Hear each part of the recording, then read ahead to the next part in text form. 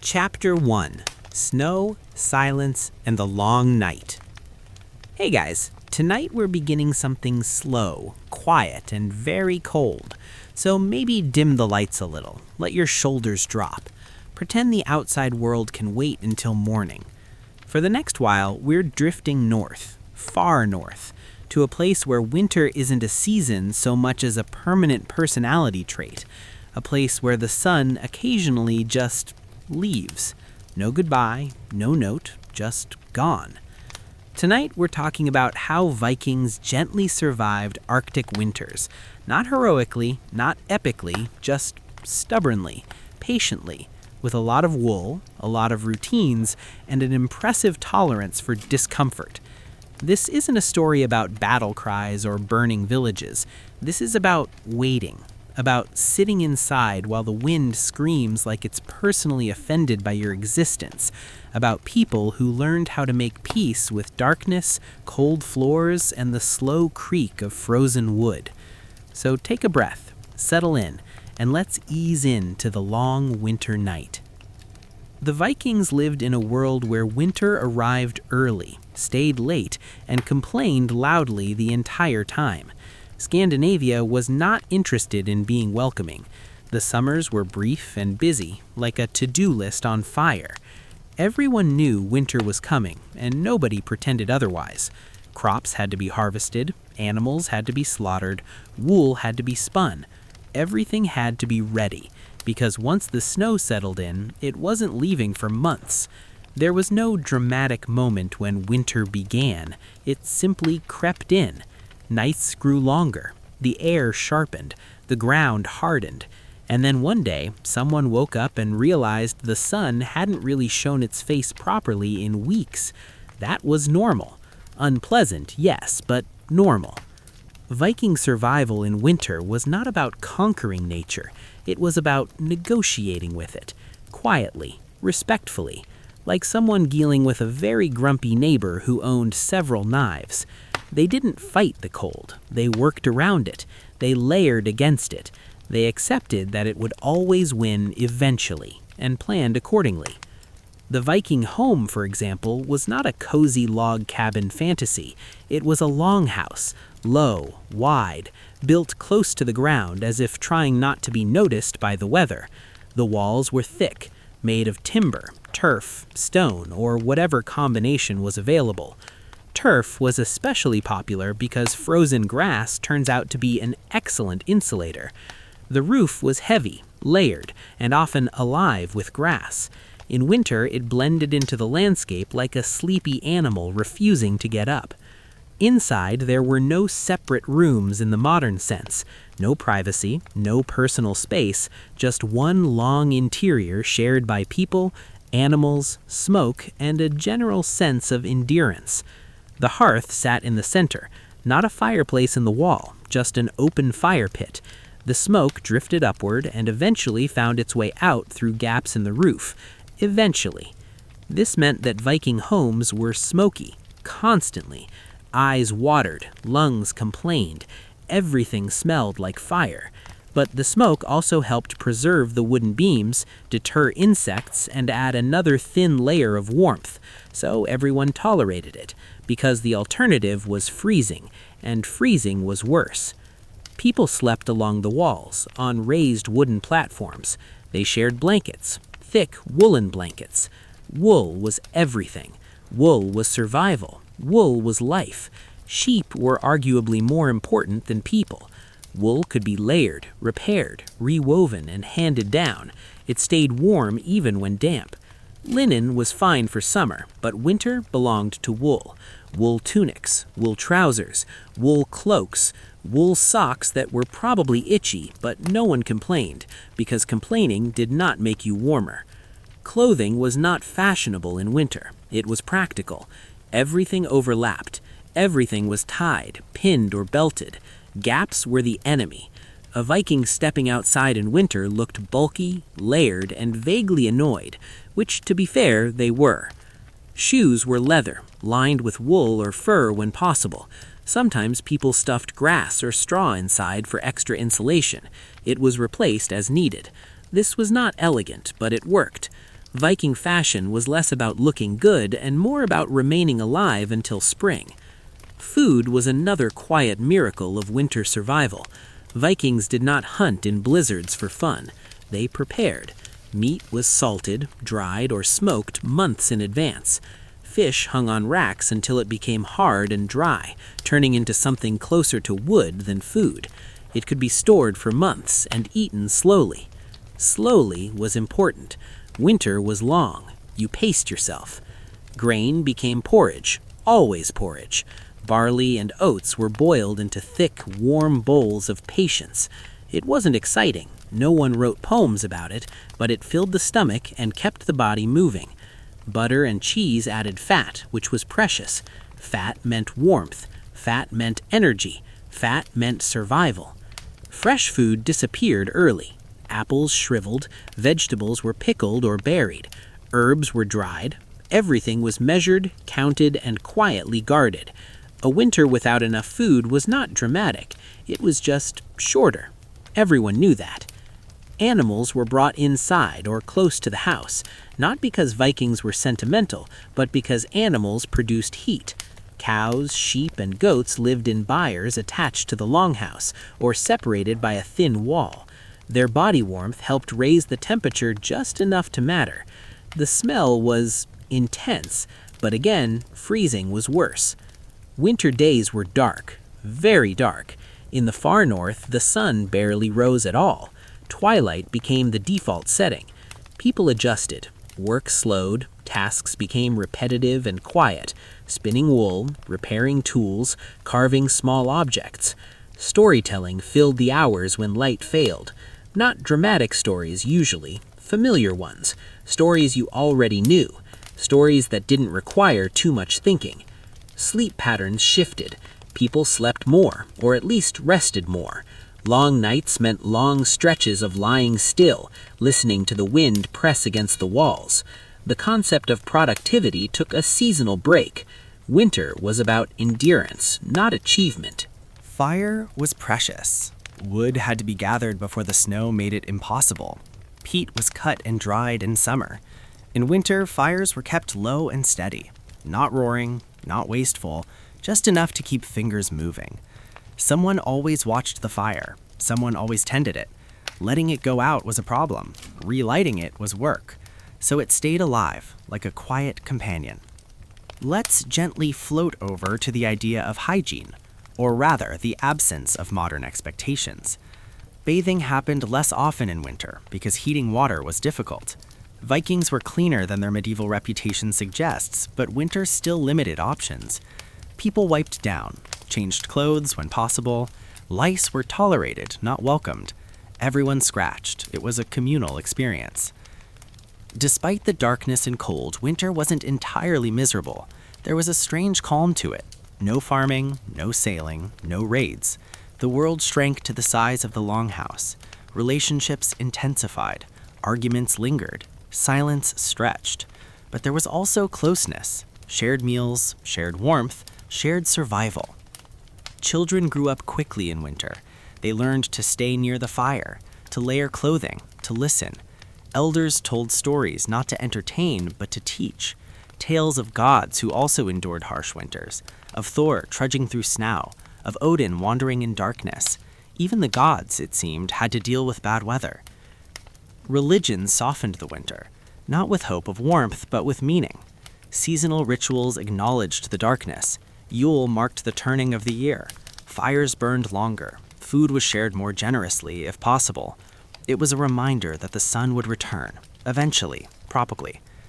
Winter was not fought, it was waited out. That was the Vikings' secret.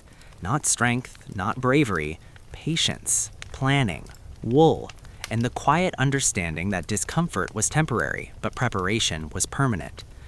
And as the snow continued to fall and the longhouse settled into its familiar rhythm of smoke, murmured voices, and steady breathing, life simply continued, slowly, carefully, gently. Chapter 2: The Mathematics of Colds and the Art of Not Panicking. Winter survival for the Vikings was less about bravery and more about quiet math. How much food was left? How much wood fire remained? How many mouths needed feeding? Nobody shouted these calculations. They lived in everyone's head, hovering gently in the background like a persistent draft. You didn't need to say it out loud to feel it. The cold itself was not dramatic. It didn't arrive with thunder. It just stayed, day after day, night after night. It settled into bones and joints and became a familiar ache. People stopped reacting to it emotionally. Complaining didn't help. Panic wasted energy. The goal was to remain steady, calm, slightly annoyed maybe, but functional.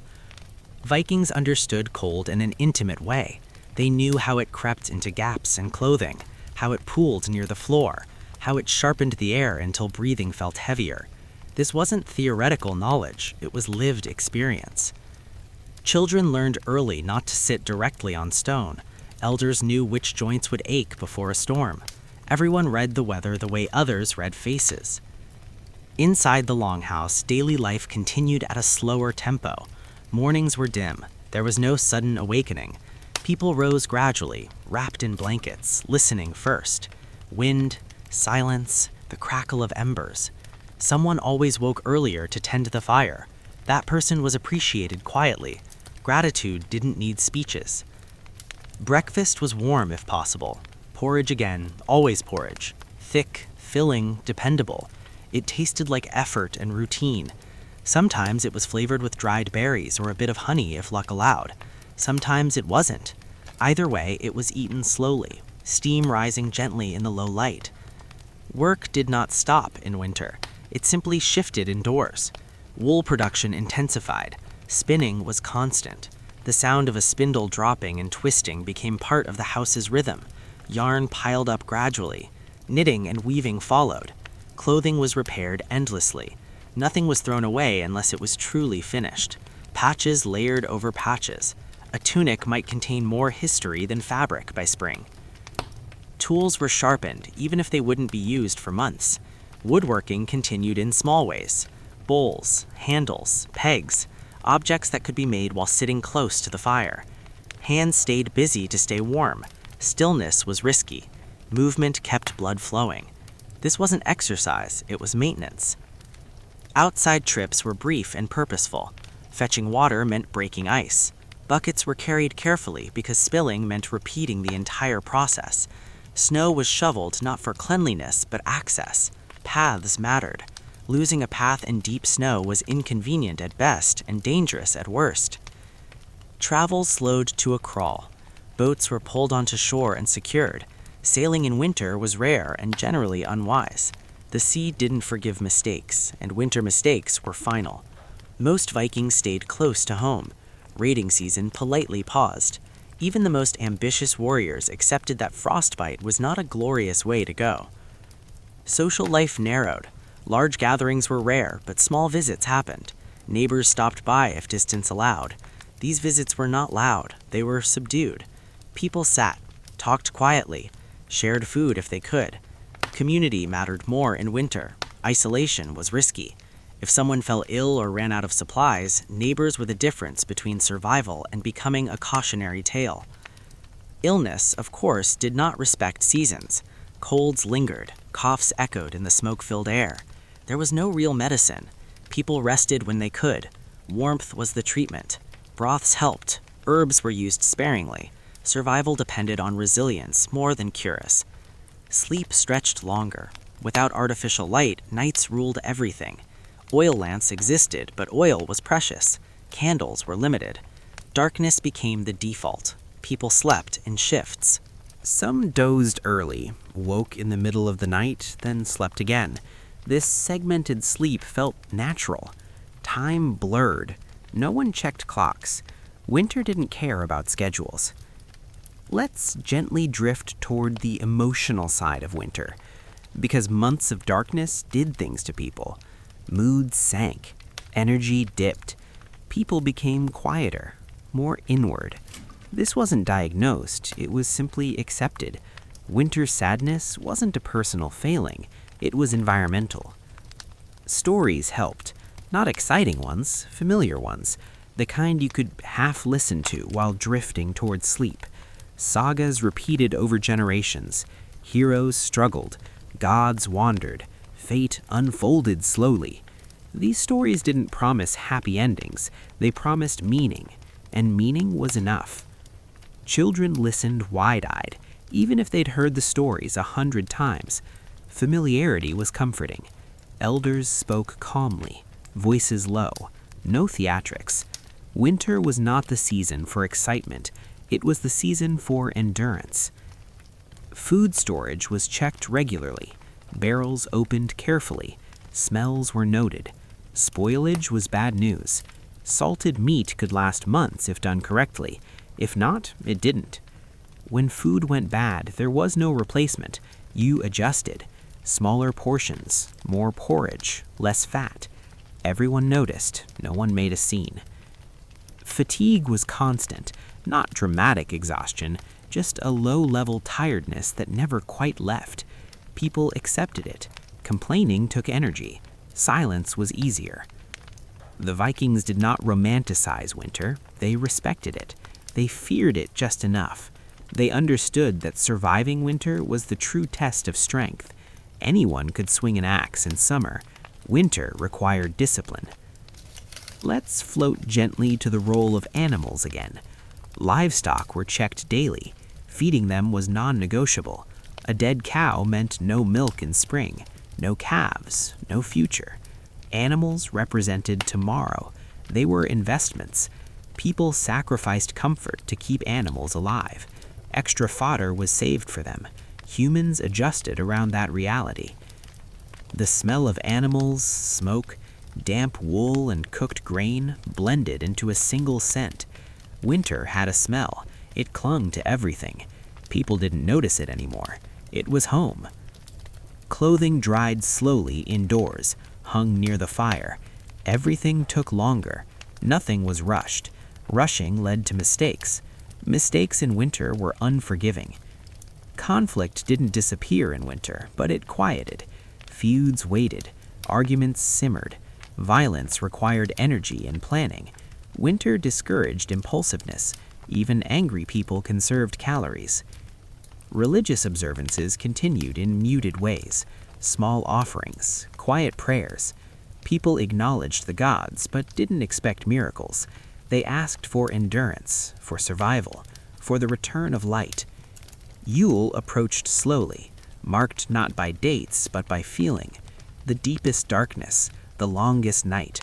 Fires burned longer. Food was shared a bit more freely. Even those with little participated, because Yule was about reassurance, about reminding everyone that the sun would return, even if it took its time. After Yule, winter wasn't over, not even close, but psychologically, something shifted. The worst had passed. The darkness had peaked. People felt it, even if the cold remained brutal. Hope didn't explode, it just quietly settled in. Days lengthened by minutes, barely noticeable, but enough. Someone would comment on it casually. No celebration, just observation. The world was turning again. Winter continued to test patience. Supplies dwindled, tempers thinned, but the rhythm held. Routine carried everyone forward. Wake, eat, work, rest, repeat. And through it all, Vikings survived not by being exceptional, but by being prepared, by accepting discomfort as temporary, by trusting routines older than memory. Winter was not an enemy to be defeated. It was a season to be endured. As the snow piled higher outside, and the fire burned low but steady, life inside the longhouse moved on at its quiet, deliberate pace, waiting, always waiting, for light, for warmth, for spring. Chapter 3. Wool, Silence, and the Social Contract of Not Freezing. By the time winter truly settled in, everyone understood the unspoken agreement. You did your part, and everyone else did theirs. Survival was communal. Individualism took a seasonal vacation. This was not philosophical, it was practical. One person slacking meant more work for someone else, and winter did not reward inefficiency. Wool remained the quiet hero of the season. Sheep were shorn long before snow arrived, and the processing never really stopped. Carding, spinning, weaving. over and over. The work was repetitive and oddly calming. Hands learned the motions so well that minds could drift. That drifting mattered. Winter was long. Mental endurance was as important as physical warmth. Clothing was layered carefully. Inner tunics, outer tunics, cloaks, wraps, belts cinched everything close. Loose fabric let in cold. Pins and brooches were functional, not decorative this time of year. Even jewelry knew better than to show off in winter. Fur appeared when available, not the cinematic kind, but practical pieces, trimmed edges, linings, hats, mittens. Fur trapped heat effectively, especially around extremities. Heads were covered almost constantly. Head loss was understood intuitively. Cold ears were miserable and unnecessary. Silence played a larger role than people often imagine. Winter wasn't loud. Storms came and went, but between them there was a deep, muffled quiet. Snow absorbed sound. The world felt smaller. Conversations dropped in volume. Shouting wasted energy and startled animals. Calm voices ruled. Inside the longhouse, social rules tightened. Personal habits mattered more. You didn't waste food. You didn't hog space near the fire. You didn't complain loudly. Everyone noticed everything. Tension existed, but it was managed. Winter was not the time for drama. Let's float gently toward leadership during winter. Chieftains and household heads were not glamorous figures in the cold months. Their authority showed up in logistics, food distribution, firewood management, decision-making about travel or risk. A good leader kept people alive quietly. A bad one was remembered in spring, if anyone was left to remember. Hospitality changed too. Summer hospitality was generous and loud. Winter hospitality was careful. Visitors were still welcomed, but resources were weighed. Turning someone away could be deadly. Taking someone in could strain supplies. These decisions were heavy, but they were made. People understood fairness in a very tangible way. Everyone ate similar food. Leaders didn't feast while others starved. That kind of imbalance led to problems later. Winter survival depended on trust. Trust depended on fairness. Children were expected to help, within reason, fetching small items, holding tools, learning by watching. Winter was a classroom. Skills were passed down slowly. Repetition taught better than lectures. Elders were respected deeply in winter. They carried memory. They remembered which winters were worse, which strategies worked. Their advice wasn't questioned much. Experience mattered more than ambition when the temperature dropped. Let's drift to the topic of time, because winter changed how time felt. Days blurred together. Without sunlight cues, weeks passed quietly. People tracked time by tasks, not dates, by how much yarn had been spun, by how much firewood remained, by how close Yule was, or how far past it they were. Night and day lost their sharp boundaries. Lamps flickered briefly, then went dark. Darkness didn't signal sleep immediately. People sat in it, talked softly, listened to the fire. Darkness became comfortable, familiar. Mental health, though unnamed, mattered. People recognized when someone withdrew too much, when someone stopped eating, when someone stared at nothing for too long. Community stepped in quietly. Extra conversation, shared work, proximity. No speeches, just presence. Music existed, but winter music was subdued. Soft singing, simple instruments, nothing rousing. Rhythm mattered more than melody. It filled space gently. The cold shaped etiquette. Touching cold metal with bare skin was avoided. Tools were handled carefully. Accidents happened more easily when fingers were numb. People moved deliberately. Let's gently consider death in winter. It was not uncommon, the old, the very young, the unlucky. Death wasn't dramatic, it was quiet. Practical arrangements were made. Bodies were kept until burial was possible. Mourning was subdued. Life had to continue. This wasn't cruelty, it was necessity. Beliefs about fate softened fear. If someone died, it was accepted. Harsh, yes, but panic didn't help the living. The focus returned quickly to survival. Winter also shaped storytelling themes, tales of endurance, of patience, of gods enduring hardship. Triumph was subtle, survival itself was victory. Food monotony continued. Creativity was limited by availability. Occasionally, a preserved delicacy was brought out. Dried fish roasted briefly, a bit of fat added to porridge. These moments felt significant. Small pleasures mattered more. Let's float toward the idea of boredom. Winter was boring, intensely, repetitively. Boredom was endured like cold. People didn't expect constant stimulation. Minds adapted. Attention slowed. This was not seen as a problem, it was the season. Craftsmanship benefited from boredom. People refined skills. Small improvements accumulated. By spring, tools were better.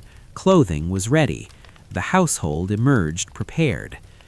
Disputes simmered quietly. Words were chosen carefully. A fight could mean injury. Injury in winter was dangerous. People avoided unnecessary conflict. Even feuds took a break.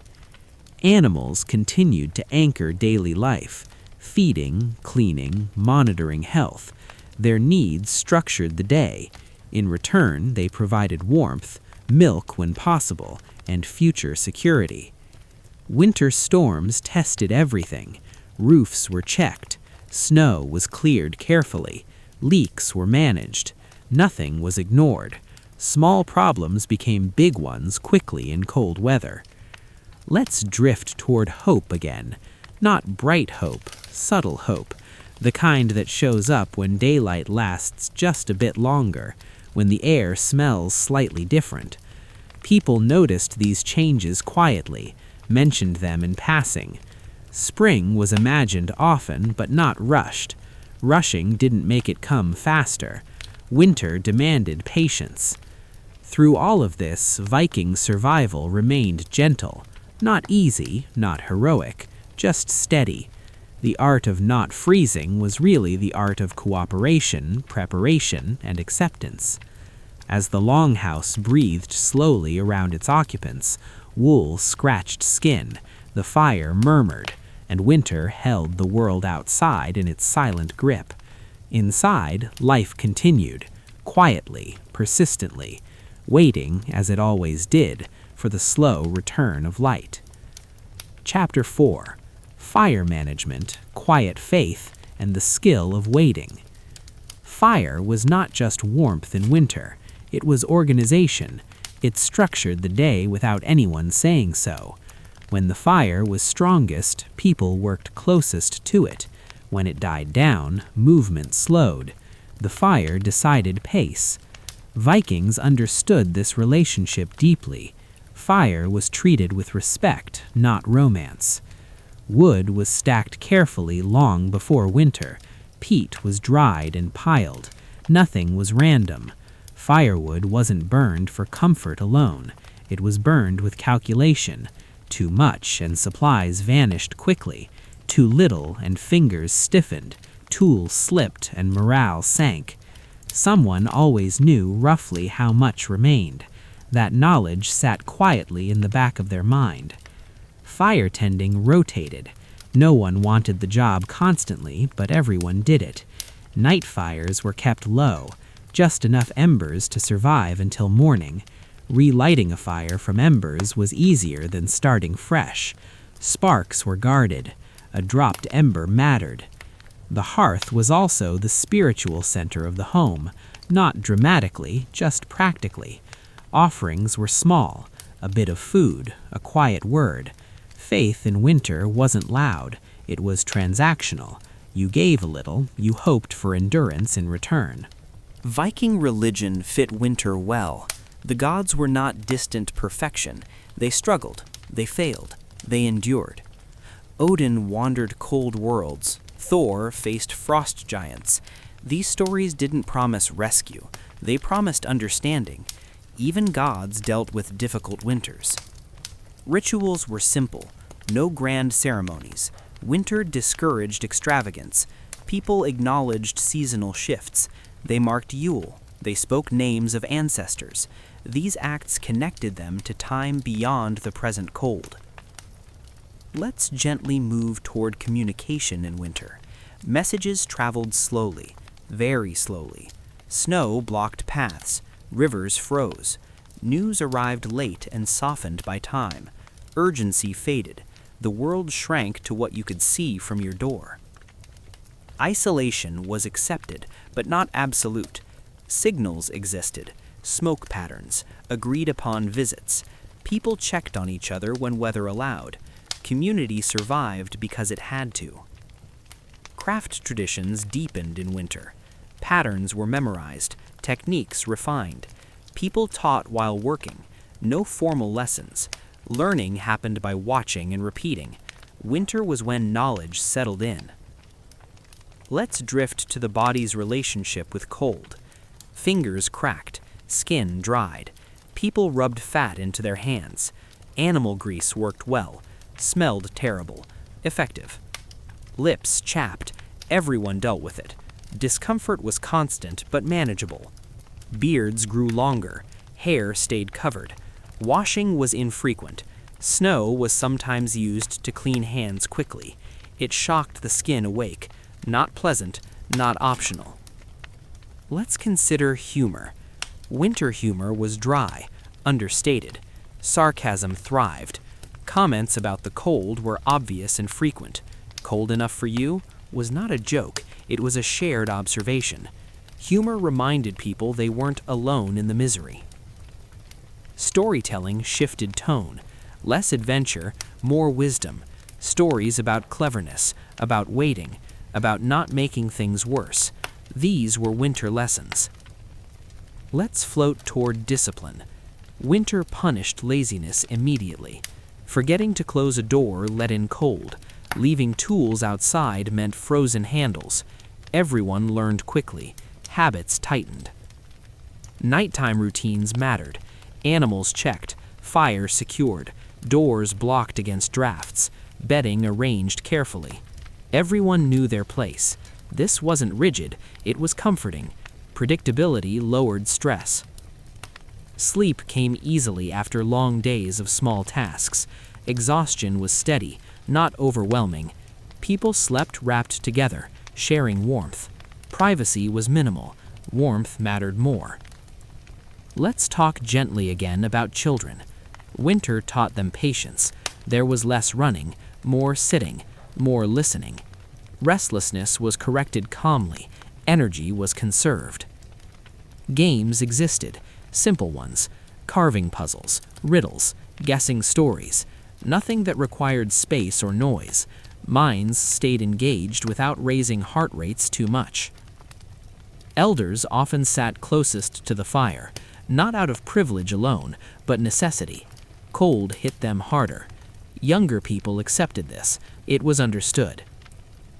Conflict resolution in winter leaned toward postponement. Serious disputes waited for spring. Winter was not the time for duels or confrontations. Everyone agreed, even if they didn't say it.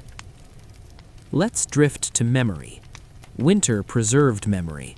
With fewer distractions, people remembered details, lineages, agreements, old winters. Memory became a tool. Food sharing became more deliberate. If someone had a bad harvest, others helped. This wasn't charity, it was insurance. Next winter, roles might reverse. Storms tested morale. Days without sunlight felt heavy. People responded by sticking closer together, talking more, singing softly. No one pretended it was fine. They simply endured together. Let's gently acknowledge that not everyone survived winter. This was known, prepared for emotionally, if not physically. Death was part of the season's risk. This awareness sharpened care. People watched each other closely. Spring planting began before winter ended. Seed grain was guarded. Tools were inspected. Hope took the form of preparation, not daydreaming. Through fire management, quiet faith, and deeply ingrained routines, Vikings waited. Waiting was not passive, it was active restraint, the discipline to not waste, not rush, not panic. And as embers glowed low in the hearth, shadows stretched long on turf walls, and the world outside remained locked in ice, life inside the longhouse continued its careful, steady rhythm, waiting, always waiting, for the slow, inevitable thaw. By the time winter reached its long middle stretch, everyone felt it, not as a shock, but as a weight. The novelty was gone. The rituals were familiar. The cold no longer surprised anyone. This was the part of winter that tested patience more than preparation. Supplies still existed, but the end felt distant. Days continued their slow, dim pattern.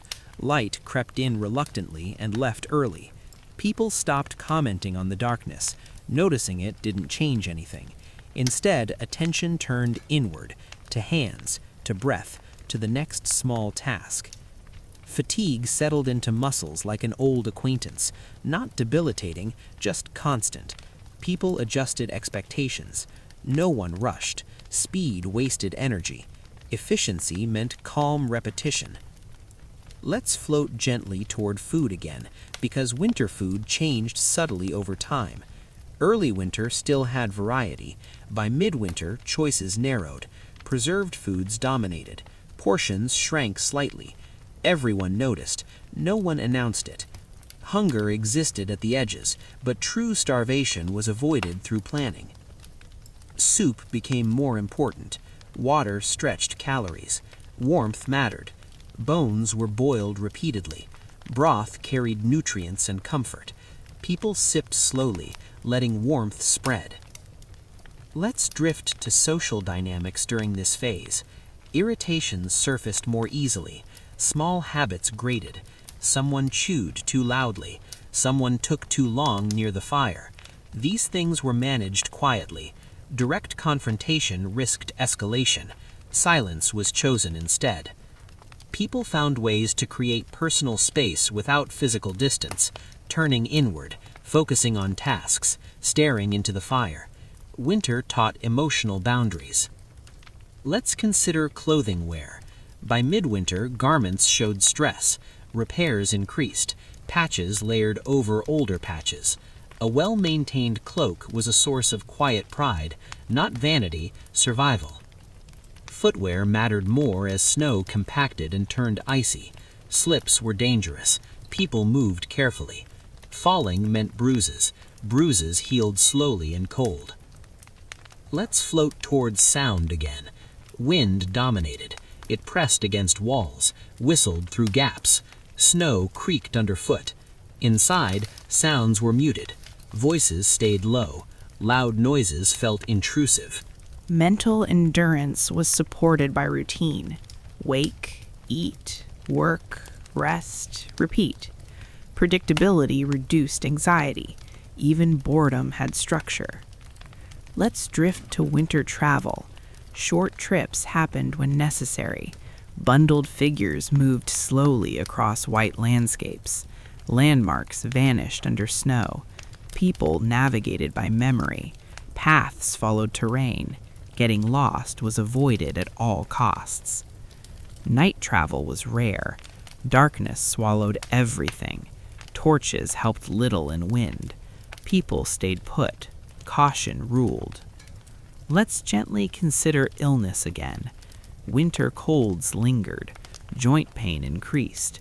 People favored warmth and rest. Work adjusted around the ill. Community absorbed the burden.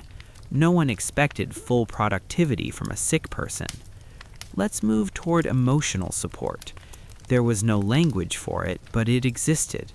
People noticed when someone withdrew too deeply. They assigned small tasks, gave reasons to engage. This wasn't kindness as we imagine it. It was maintenance of the group. Let's talk about boredom one more time. Winter boredom sharpened observation. People noticed small things: fire patterns, wool texture, breath in cold air. Attention slowed.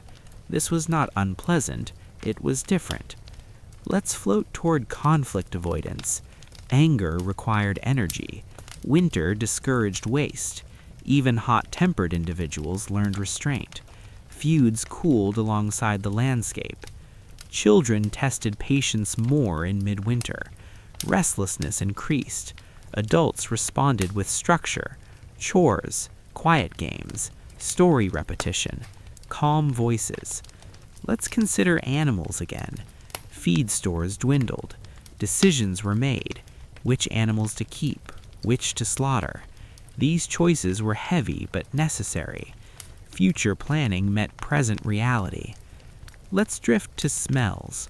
Smoke lingered heavier as ventilation decreased. Food odors mixed. Wet wool added to the blend. The smell of winter was thick and inescapable. People stopped noticing consciously. Let's gently acknowledge loneliness. Even in crowded longhouses, people felt it. Missing absent relatives, remembering summers past. This sadness was accepted, not fought. Religious thoughts turned inward. Less petition, more reflection. People trusted the cycle. Winter would end because it always had. Faith was reinforced by repetition. Let's float toward time again. By now, people measured progress in small markers: a slightly longer dusk, a milder wind, a bird call. These signs were noted quietly. Preparation for spring resumed slowly. Tools checked again, plans discussed without urgency. Talking about spring helped. Through all of this, endurance was the central skill. Not strength, not courage, endurance. The ability to continue without drama. As the long middle of winter stretched on, life inside the longhouse remained steady. Fires burned, wool accumulated, breath rose and fell in shared warmth. Outside, snow held the world still. Inside, people waited, patiently, calmly, enduring. Chapter 6. Small Signals, Thinning Darkness, and the Discipline of Not Celebrating Too Early. Eventually, without ceremony, winter began to loosen its grip. Not dramatically, not kindly, just subtly. The darkness thinned by minutes at a time, enough to notice but not enough to trust. Vikings knew better than to celebrate early. Winter punished optimism. The first signs were small: a slightly longer glow at the edge of evening, a change in how shadows stretched across the longhouse floor. Someone would mention it casually, as if commenting on the weather. No excitement, just observation. Cold remained. Snow stayed deep. Storms still arrived, but psychologically something shifted.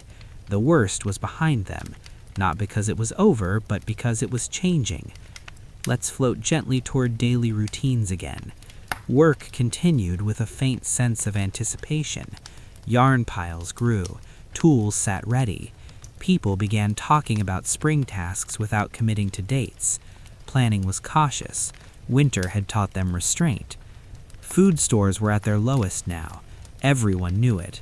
Meals were simple, portions modest. Fat was used sparingly. Hunger hovered at the edges. This was expected. Planning accounted for it. No one panicked. Let's drift to animal care again. Feed was rationed carefully. Animals were monitored closely. Weak ones were noted. Decisions loomed. The goal was to get as many through winter as possible. Losses were accepted but minimized. Outdoor work increased slightly. Snow was shoveled more often. Roofs were checked as melting threatened leaks. Ice became dangerous. Slips were common. People moved even more carefully. Let's consider sound again. Snow softened footsteps less as it crusted. Ice cracked. Drips began inside the longhouse. The sound of water was both welcome and worrying. Melt meant change. Change meant work. Let's float to clothing. Layers remained heavy, but people adjusted. Cloaks loosened slightly. Gloves came off briefly during work. These moments were small pleasures, quickly corrected if the cold bit back. Let's consider social energy. Conversation picked up subtly. Stories shifted toward future plans. Who would travel? Who would trade? Who would repair boats? This talk stayed calm, no rushing. Children sensed change. Restlessness shifted into excitement. Adults tempered it gently. Winter was not finished. Patience was reinforced. Let's drift to health again. Bodies weakened by winter were fragile. People protected themselves. Rest was encouraged. Injury at this stage was especially dangerous. Healing took time. Let's float toward faith again. Offerings were made for survival so far. Gratitude replaced requests. Quiet acknowledgement of endurance. Let's consider cleanliness. As water became easier to access, washing increased slightly. Snow melt was cooled but plentiful. People cleaned tools, cleaned hands. Not thoroughly, just enough. Let's drift to emotional states. Hope appeared, but cautiously. People allowed themselves to imagine warmth. Not yet, just soon. Let's talk about memory again. Elders compared this winter to others, measured severity, offered reassurance. We've seen worse. This mattered. Perspectives softened fatigue. Let's consider travel planning. Routes were discussed. Ice thickness assessed. No one moved yet. Waiting remained the rule. Let's float towards smells again. Fresh air crept inside more often. Smoke thinned. The longhouse breathed easier. This was noticed, appreciated quietly. Let's gently acknowledge loss again. Some households did not make it through winter intact. Names were remembered. Mourning lingered.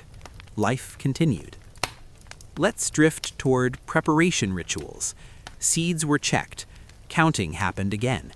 Hope took physical form in stored grain. Let's consider time once more.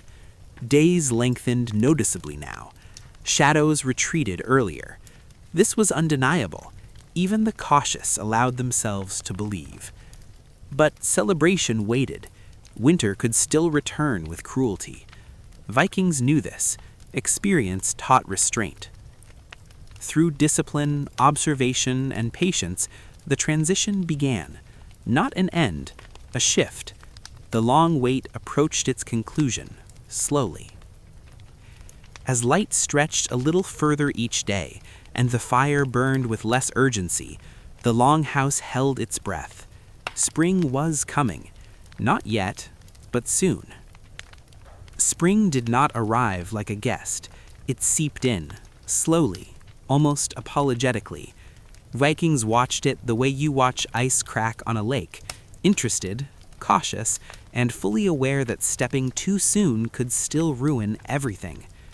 Snow receded unevenly. One patch melted into mud, while another stubbornly refused. Paths turned treacherous. Water pooled where no water belonged. Winter wasn't gone, it was just changing its tactics. Daily routines adjusted again, gently. Fires burned a little lower. Doors stayed open a little longer. Fresh air was welcomed but monitored. Too much optimism still invited sickness. Cold nights lingered. Let's float toward work returning outdoors. Not all at once, small tasks first. Clearing debris, checking fences, inspecting boats. Nothing was rushed. Winter had trained patience deeply into muscle memory. The ground was watched closely. People pressed boots into soil, judging softness. Frozen earth was uncooperative. Everyone knew planting too early wasted effort. Timing mattered. Animals sensed change before people trusted it. Restlessness increased. Milk production shifted. Calves were expected. Care intensified. Spring births were hope made physical. Let's drift to clothing again. Layers lightened. Cloaks were still worn but loosened. Wool remained essential. No one abandoned it yet. The air still bit unexpectedly. Let's consider food again. Stores were thin. Everyone felt it. Spring hunger was real. Foraging began cautiously. Early greens were collected.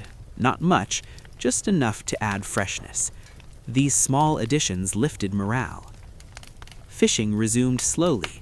Ice broke, nets were repaired, the sea was approached carefully.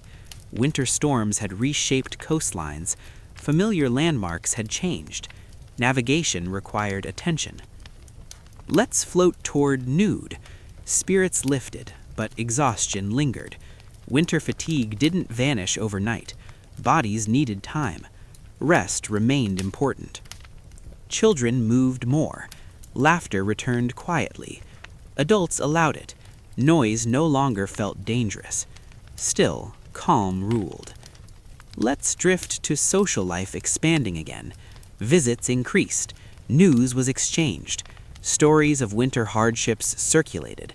Comparisons were made. Everyone measured their endurance against others. Quiet pride followed survival. Let's consider conflict resurfacing. Old tensions stirred as energy returned. Leaders monitored this carefully. Spring disputes were managed early. Winter's lessons of restraint lingered. Let's float to rituals again. Spring offerings were made. Thanks were given. Not extravagant, just acknowledgement. The cycle continued. Faith was confirmed through survival. Let's consider cleanliness improving. Washing became more frequent. Clothing aired out. The longhouse smelled different, fresher. People noticed. Let's drift toward memory again. This winter joined the long list of winters remembered. It became a reference point. The winter when stories began forming. Let's talk about planning. Fields were prepared. Tools finally used. Boats launched. Trade routes reopened.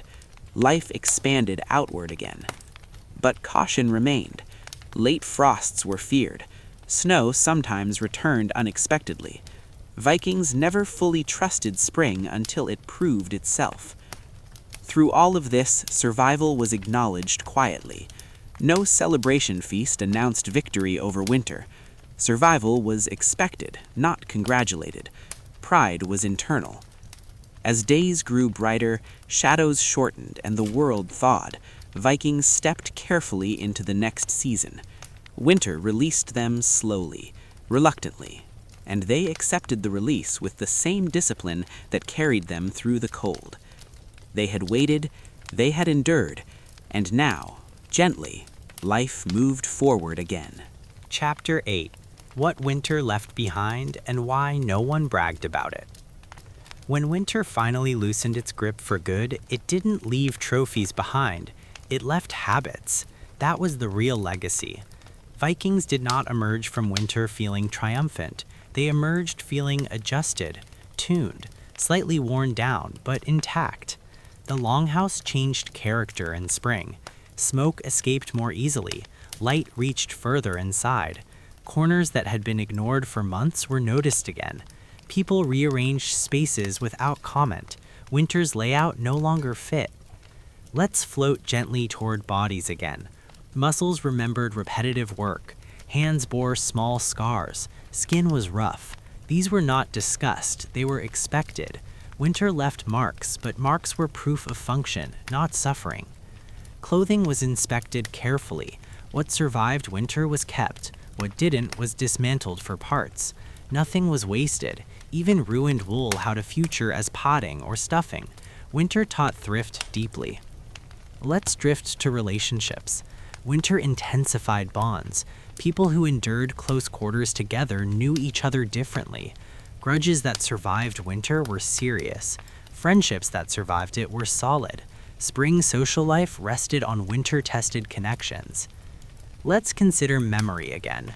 Stories of winter began to circulate, but slowly. Details softened. The cold grew colder in retelling.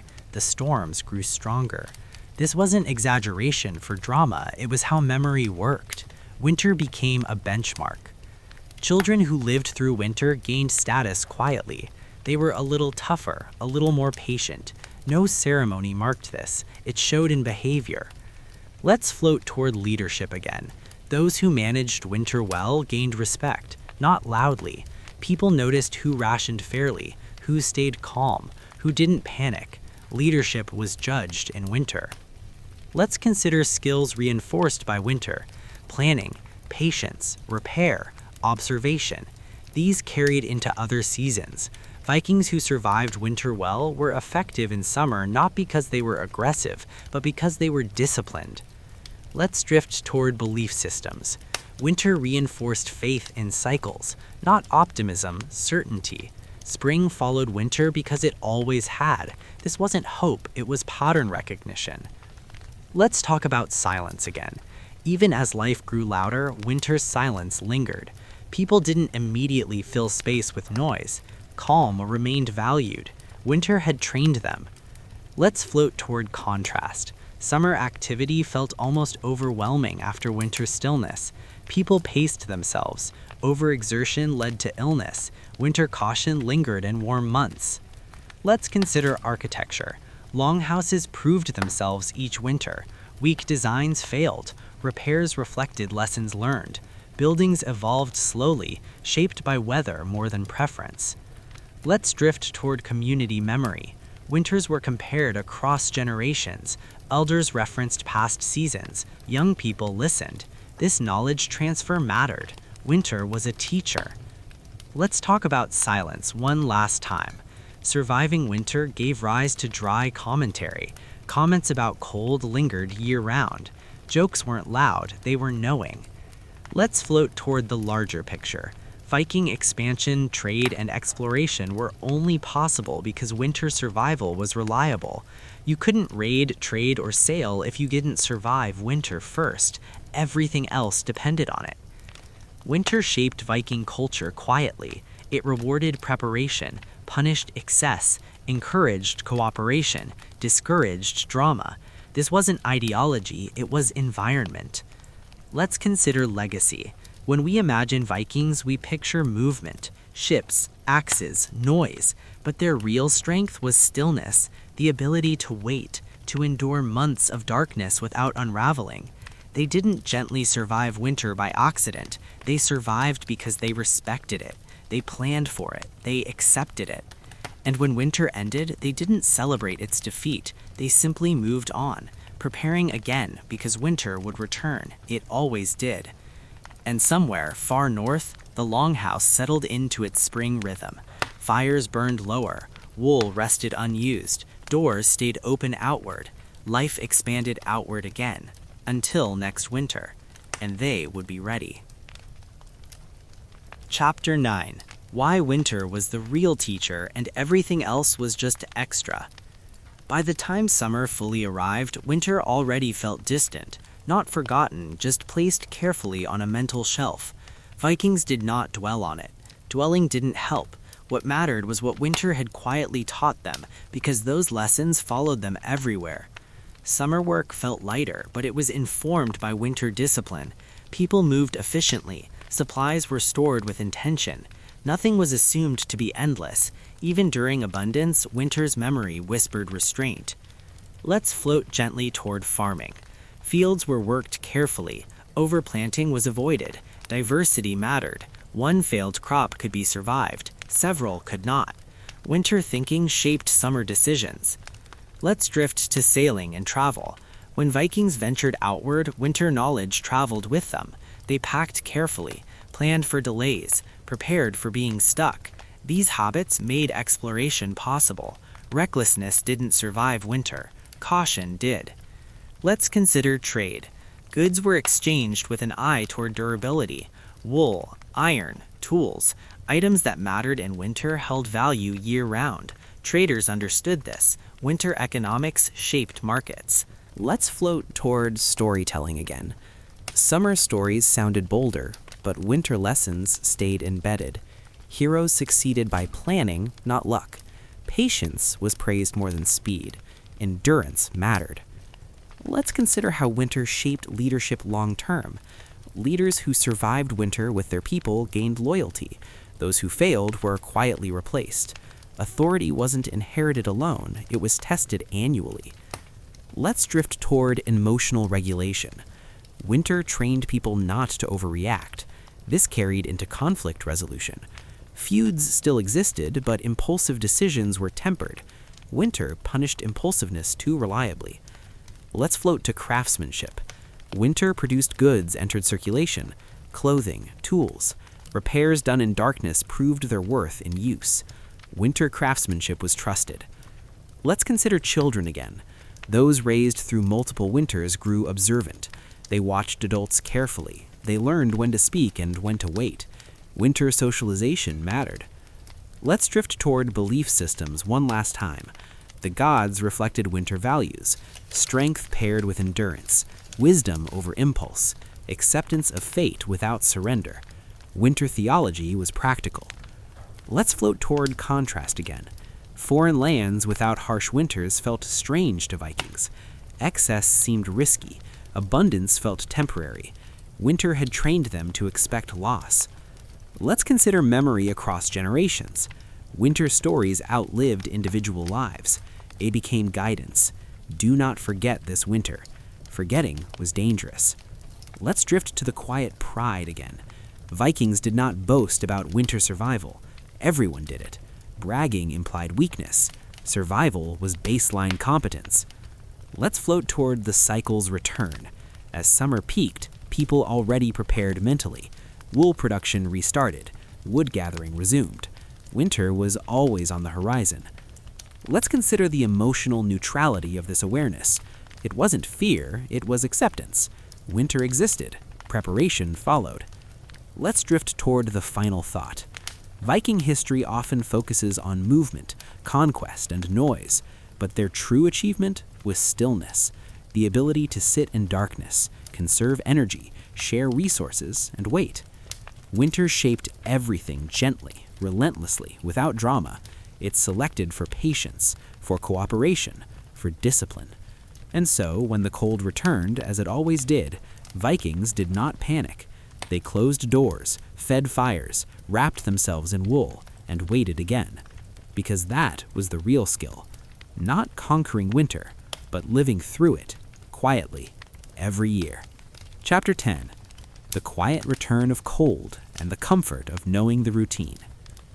Eventually, without asking permission, the cold returned. It always did. Summer thinned, evenings cooled, and the air sharpened just enough to remind everyone that the cycle was turning again. No one acted surprised. Surprise was a luxury for people who hadn't lived through many winters. Autumn was not a season of nostalgia. It was a checklist. Fields were cleared, harvests gathered, grain dried, tools cleaned and stored. Vikings did not rush, but they did not delay. Timing mattered. Winter rewarded preparedness and punished hesitation. Let's float gently toward the emotional tone of early autumn. There was no dread, just focus, a calm tightening of attention. People spoke less about the future and more about tasks. Plans narrowed, priorities sharpened. Wood gathering intensified. Forests filled with quiet labor. Trees were chosen carefully, not too green, not too rotten. Logs were cut, split, and stacked with intention. The stacks themselves were a kind of reassurance, visual proof that winter would be met properly. Let's drift to wool again.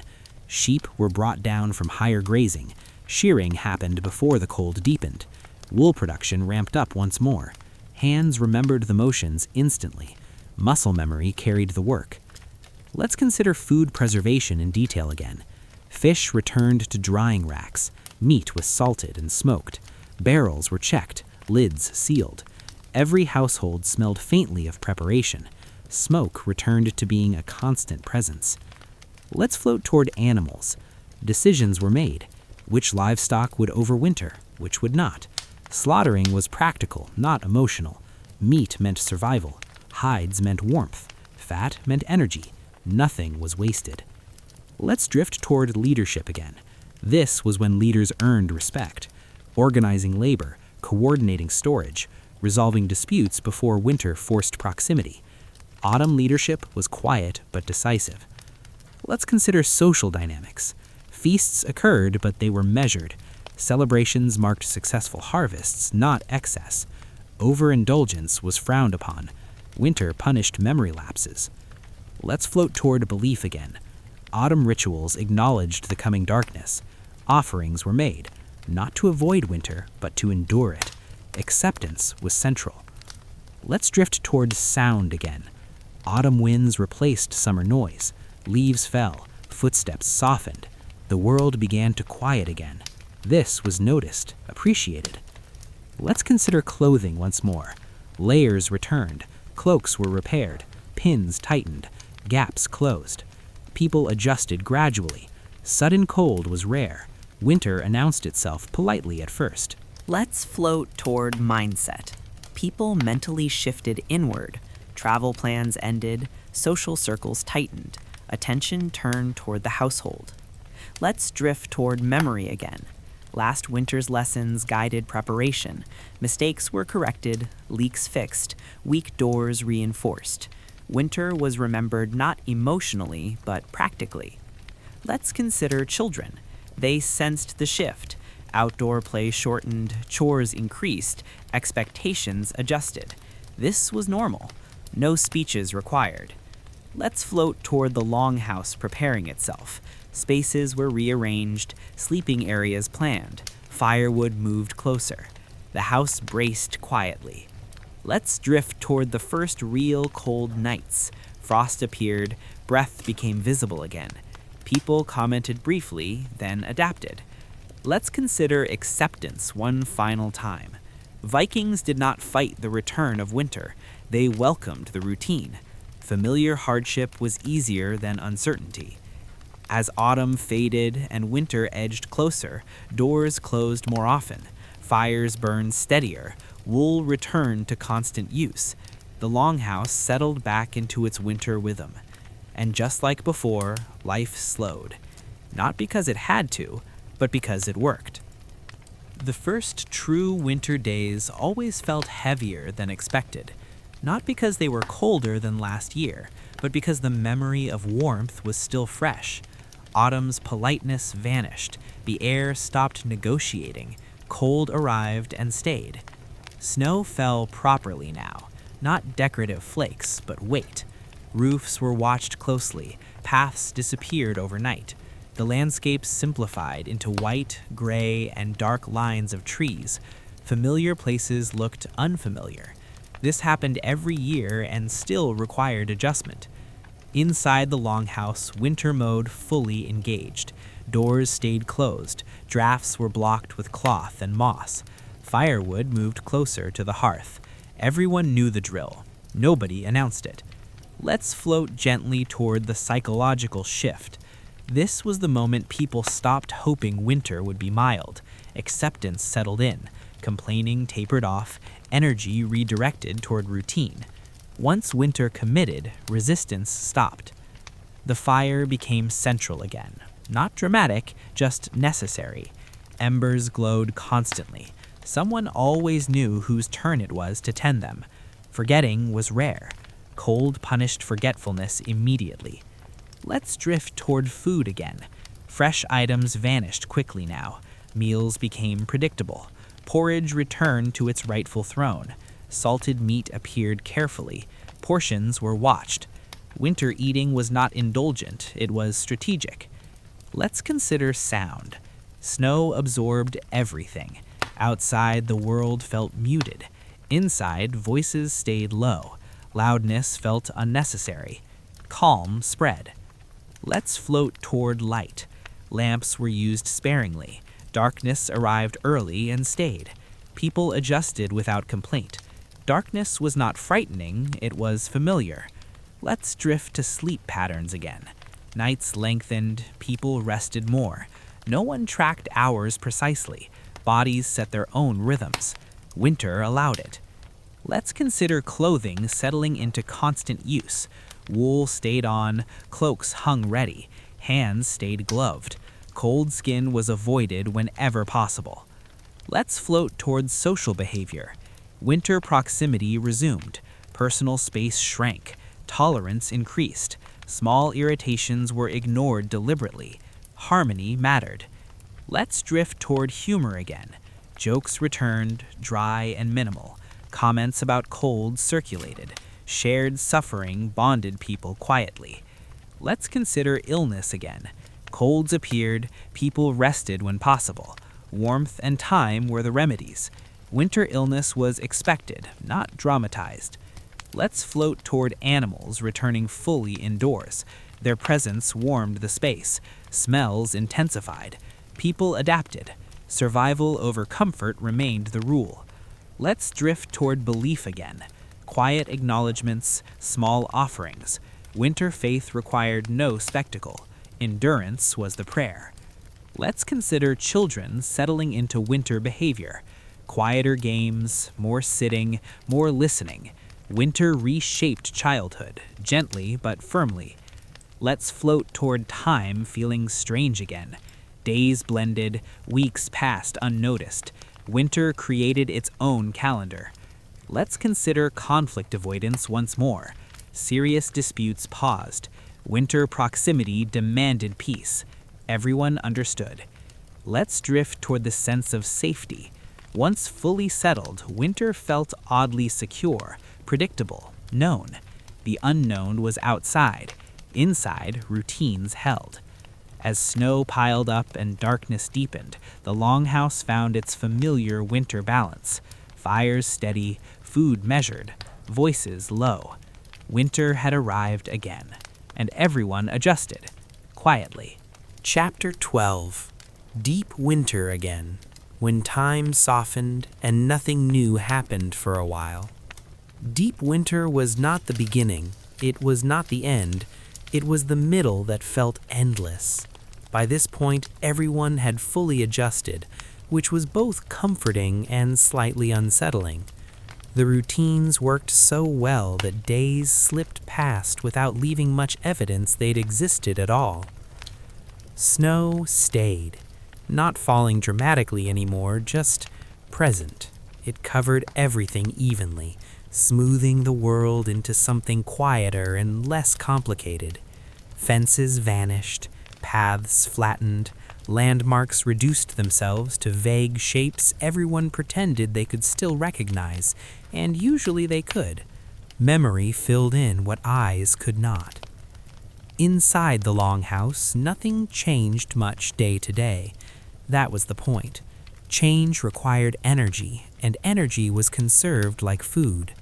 Fires burned at a steady, familiar level, not roaring, not dying, just alive enough to matter. The hearth crackled softly, like it had settled into its own long-term commitment. People woke slowly. There was no rush. There was nowhere to rush to. They ate, they worked, they rested. Then they did it again. Winter did not reward ambition. It rewarded consistency. Let's float gently back to work, because even in deep winter, work never fully stopped. Wool production continued relentlessly. Spindles dropped and twisted, yarn wound into balls, weaving advanced inch by inch. This wasn't exciting, but it was effective. Winter clothing for next year was already forming, while this winter still held everything hostage. Hands toughened, fingers cracked despite grease and care. No one commented on it anymore. Pain that didn't threaten survival faded into background noise. Bodies adapted in quiet, practical ways. Let's drift toward tools. Winter was a good time for maintenance. Blades were sharpened carefully, handles checked for cracks. Wooden items dried slowly near the fire. Nothing flashy was made. Everything was functional. Winter had no patience for decorative nonsense. Let's consider sound again, because deep winter had a very specific one. Wind outside, low and constant. Fire inside, steady and rhythmic. Occasional coughing, soft conversation, the scrape of wood against wood. These sounds layered together into something almost soothing. Silence filled the gaps. Long ones, comfortable ones. No one rushed to fill them. Silence meant calm. Silence meant nothing was wrong. Let's drift to social dynamics in deep winter. By now, everyone knew exactly how close they could sit to the fire without causing resentment. Everyone knew who snored, who talked in their sleep, who woke early. These things were tolerated. Winter proximity bred a special kind of patience. Arguments still happened, but they were small, muted. Someone forgot a task. Someone took too much time near the fire. These moments passed quickly. Holding grudges required emotional energy, and winter discouraged that strongly. Let's float toward boredom again, because deep winter boredom was different. It wasn't restless, it was dull and heavy, like thick fabric. People learned to sit with it, to let their minds slow, to focus on repetitive motions until thought itself softened. This mental slowing wasn't considered a problem, it was useful. It made time pass more gently. People stopped measuring days. They measured progress by work completed, not hours passed. Let's drift to children in deep winter. They adapted surprisingly well. Their energy didn't disappear, but it redirected. They watched adults closely, imitated movements, learned through observation. Winter education was quiet and constant. Games existed, but they were small. Word games, guessing stories, simple challenges. Nothing required space, nothing required noise. Winter games trained patience without anyone naming it. Let's consider elders again. Deep winter hit them hardest physically. Cold settled deeper into bones. Movement slowed. They sat closer to the fire more often. Younger people adjusted without complaint. This was understood. Elders spoke more in deep winter, not more loudly, more thoughtfully. They told stories with pauses, long pauses, the kind that didn't demand attention but rewarded it. Their memories stretched further back than most, and winter made space for listening. Let's float toward food again, because by deep winter, stores were carefully balanced. Everyone knew roughly how much remained, even if no one said it aloud. Meals were predictable, portions controlled. Hunger stayed present but manageable. Fat was precious now, used deliberately, added to food sparingly. Everyone noticed when a meal felt thinner. No one commented. Commenting didn't add calories. Soup remained central, warm, simple, reliable. Bones boiled until they had nothing left to give, then boiled again just in case. Water carried warmth, and warmth mattered. Let's drift toward illness again. Deep winter illnesses lingered longer. Recovery was slow. People rested more. Work redistributed quietly. Community adjusted without formal discussion. This flexibility mattered. Let's float toward emotional states. Deep winter was introspective. People thought more, spoke less. Memories surfaced. Absent relatives. Past winters. Summers long gone. This sadness wasn't dramatic. It drifted through quietly and left when it was ready. Religion during deep winter was minimal. No big rituals, just quiet acknowledgement. A nod to forces larger than the longhouse walls. Faith wasn't asked to solve anything, just to witness endurance. Let's drift toward time again, because deep winter distorted it completely. Days felt long, then short, then long again. Without sunlight cues, time lost structure. This wasn't confusing, it was freeing. Winter allowed time to blur. Night and day blended into a continuous dimness. People slept when tired, woke when rested. This natural rhythm reduced strain. Winter allowed bodies to set their own pace. Let's consider outside movement. Rare, necessary only. Fetching water, checking animals, clearing snow. Each trip was deliberate. Bundled figures moved carefully across white ground, breath visible, sound muted. Returning inside felt significant. Warmth hit immediately. People lingered near the fire before resuming tasks. This transition was felt deeply every time. Let's float toward smell again. Deep winter smell was dense. Smoke, wool, bodies, animals, food. It clung to hair and skin. People stopped noticing consciously. It became background. Fresh air was appreciated briefly when doors opened, but doors closed quickly. Heat was guarded fiercely now. Let's drift toward architecture again. Longhouses performed under pressure. Weak spots revealed themselves. Drafts appeared. Small leaks were fixed immediately. Winter was unforgiving of neglect. Let's consider memory formation. Deep winter memories were strong, despite monotony, or maybe because of it. Repetition carved experiences deeper. Winters blended, but each had a distinct feel. People remembered them clearly. Let's float toward anticipation. Deep winter carried very little of it. That came later. Right now, survival was the focus. Waiting existed, but without urgency. Spring was distant enough not to distract. Let's consider acceptance again. By deep winter, acceptance was complete. This was life now. Complaints stopped entirely. Energy flowed toward maintenance, not resistance. Let's drift toward the quiet competence of it all. Vikings did not survive deep winter by being heroic. They survived by being boring, by repeating what worked, by not experimenting at the wrong time. And so deep winter passed the way it always did, slowly, softly, without marking itself clearly. Days folded into one another.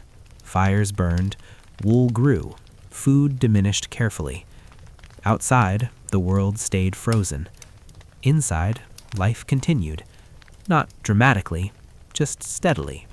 And that was enough. Chapter 13. The subtle shift no one announced and everyone felt anyway. Eventually, something changed. Not enough to point at, not enough to trust, but enough that everyone felt it at the same time.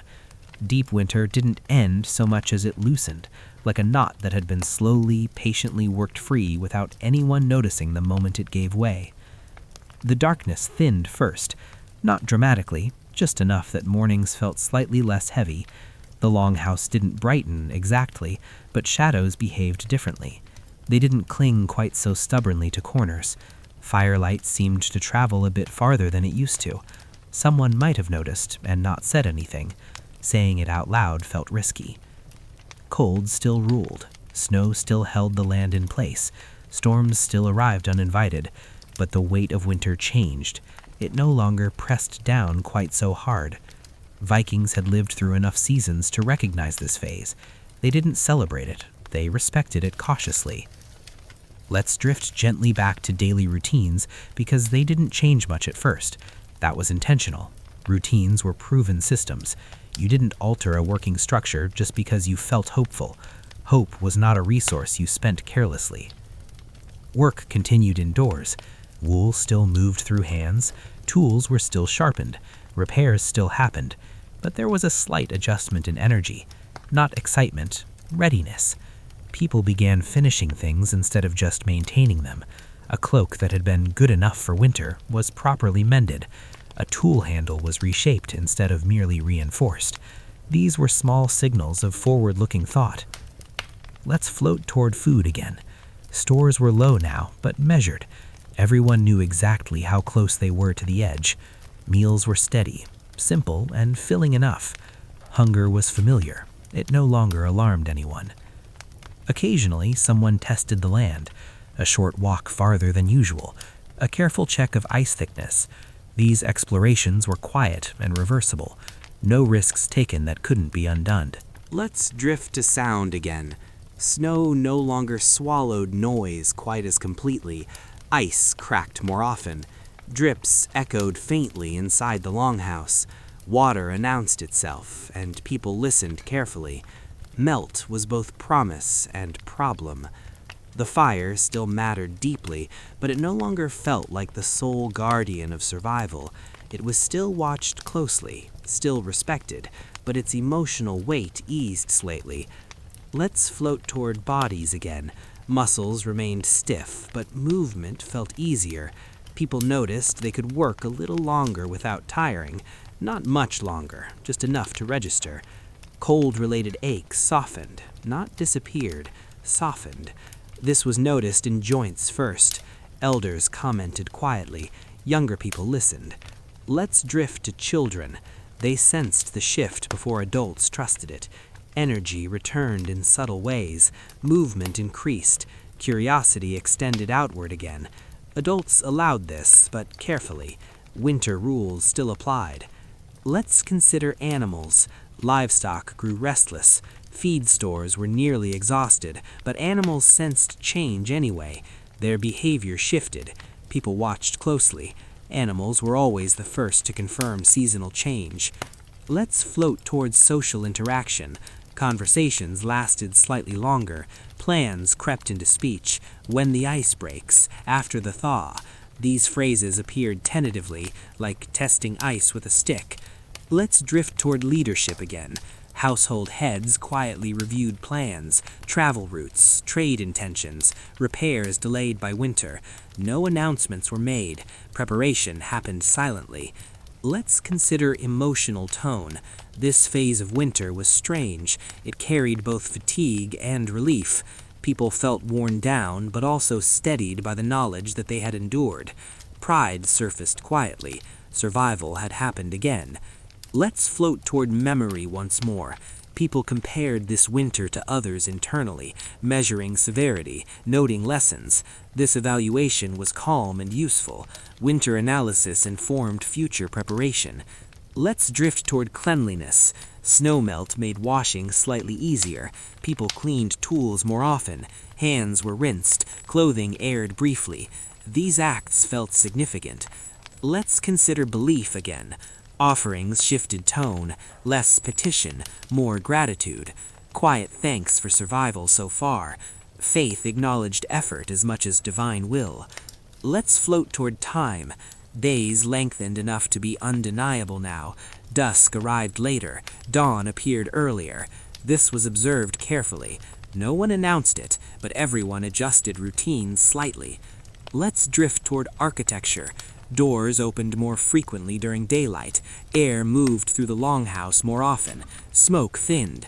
Breathing felt easier. Let's consider danger. This phase was deceptive. Melting created hazards. Weak ice, falling snow from roofs, slippery paths. People were more cautious than ever.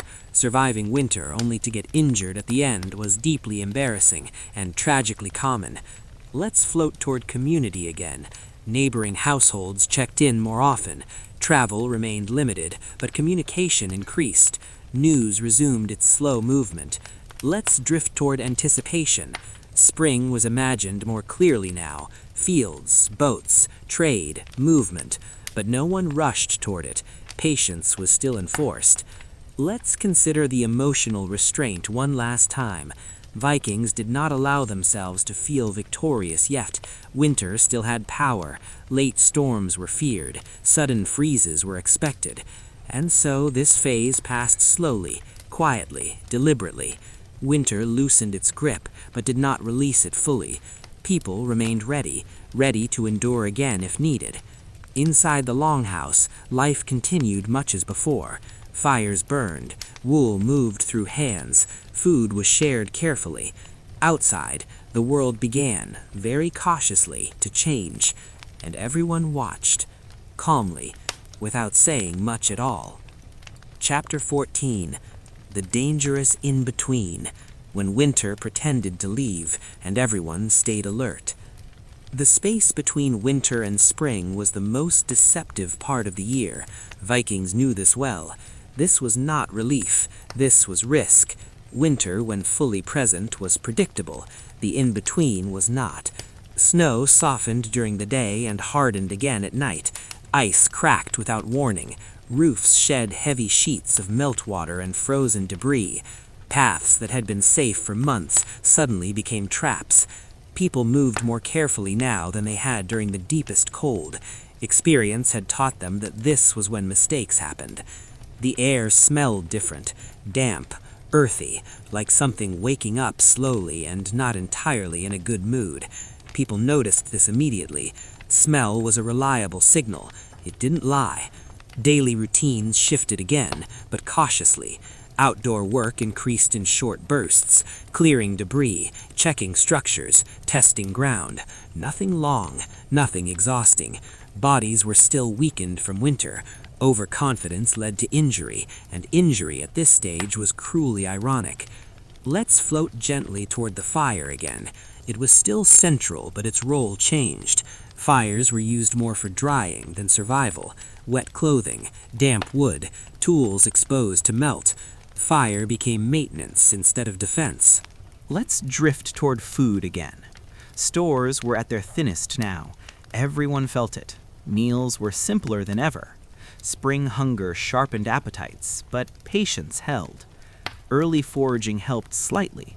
Bitter greens, roots, not satisfying, but fresh. Fresh mattered. Fishing attempts increased. Ice edges were tested carefully. Nets were repaired and set cautiously. The sea was approached with respect. Winter storms still had teeth. Let's consider animals again. This was a critical phase for them. Feed was nearly gone. Pasture was not ready. People managed this gap carefully. Losses here were hard. Every animal represented future stability. Let's float towards sound again. Ice cracking echoed more often. Water dripping became constant. Birds returned tentatively. These sounds layered together into something unfamiliar after months of quiet. People listened closely.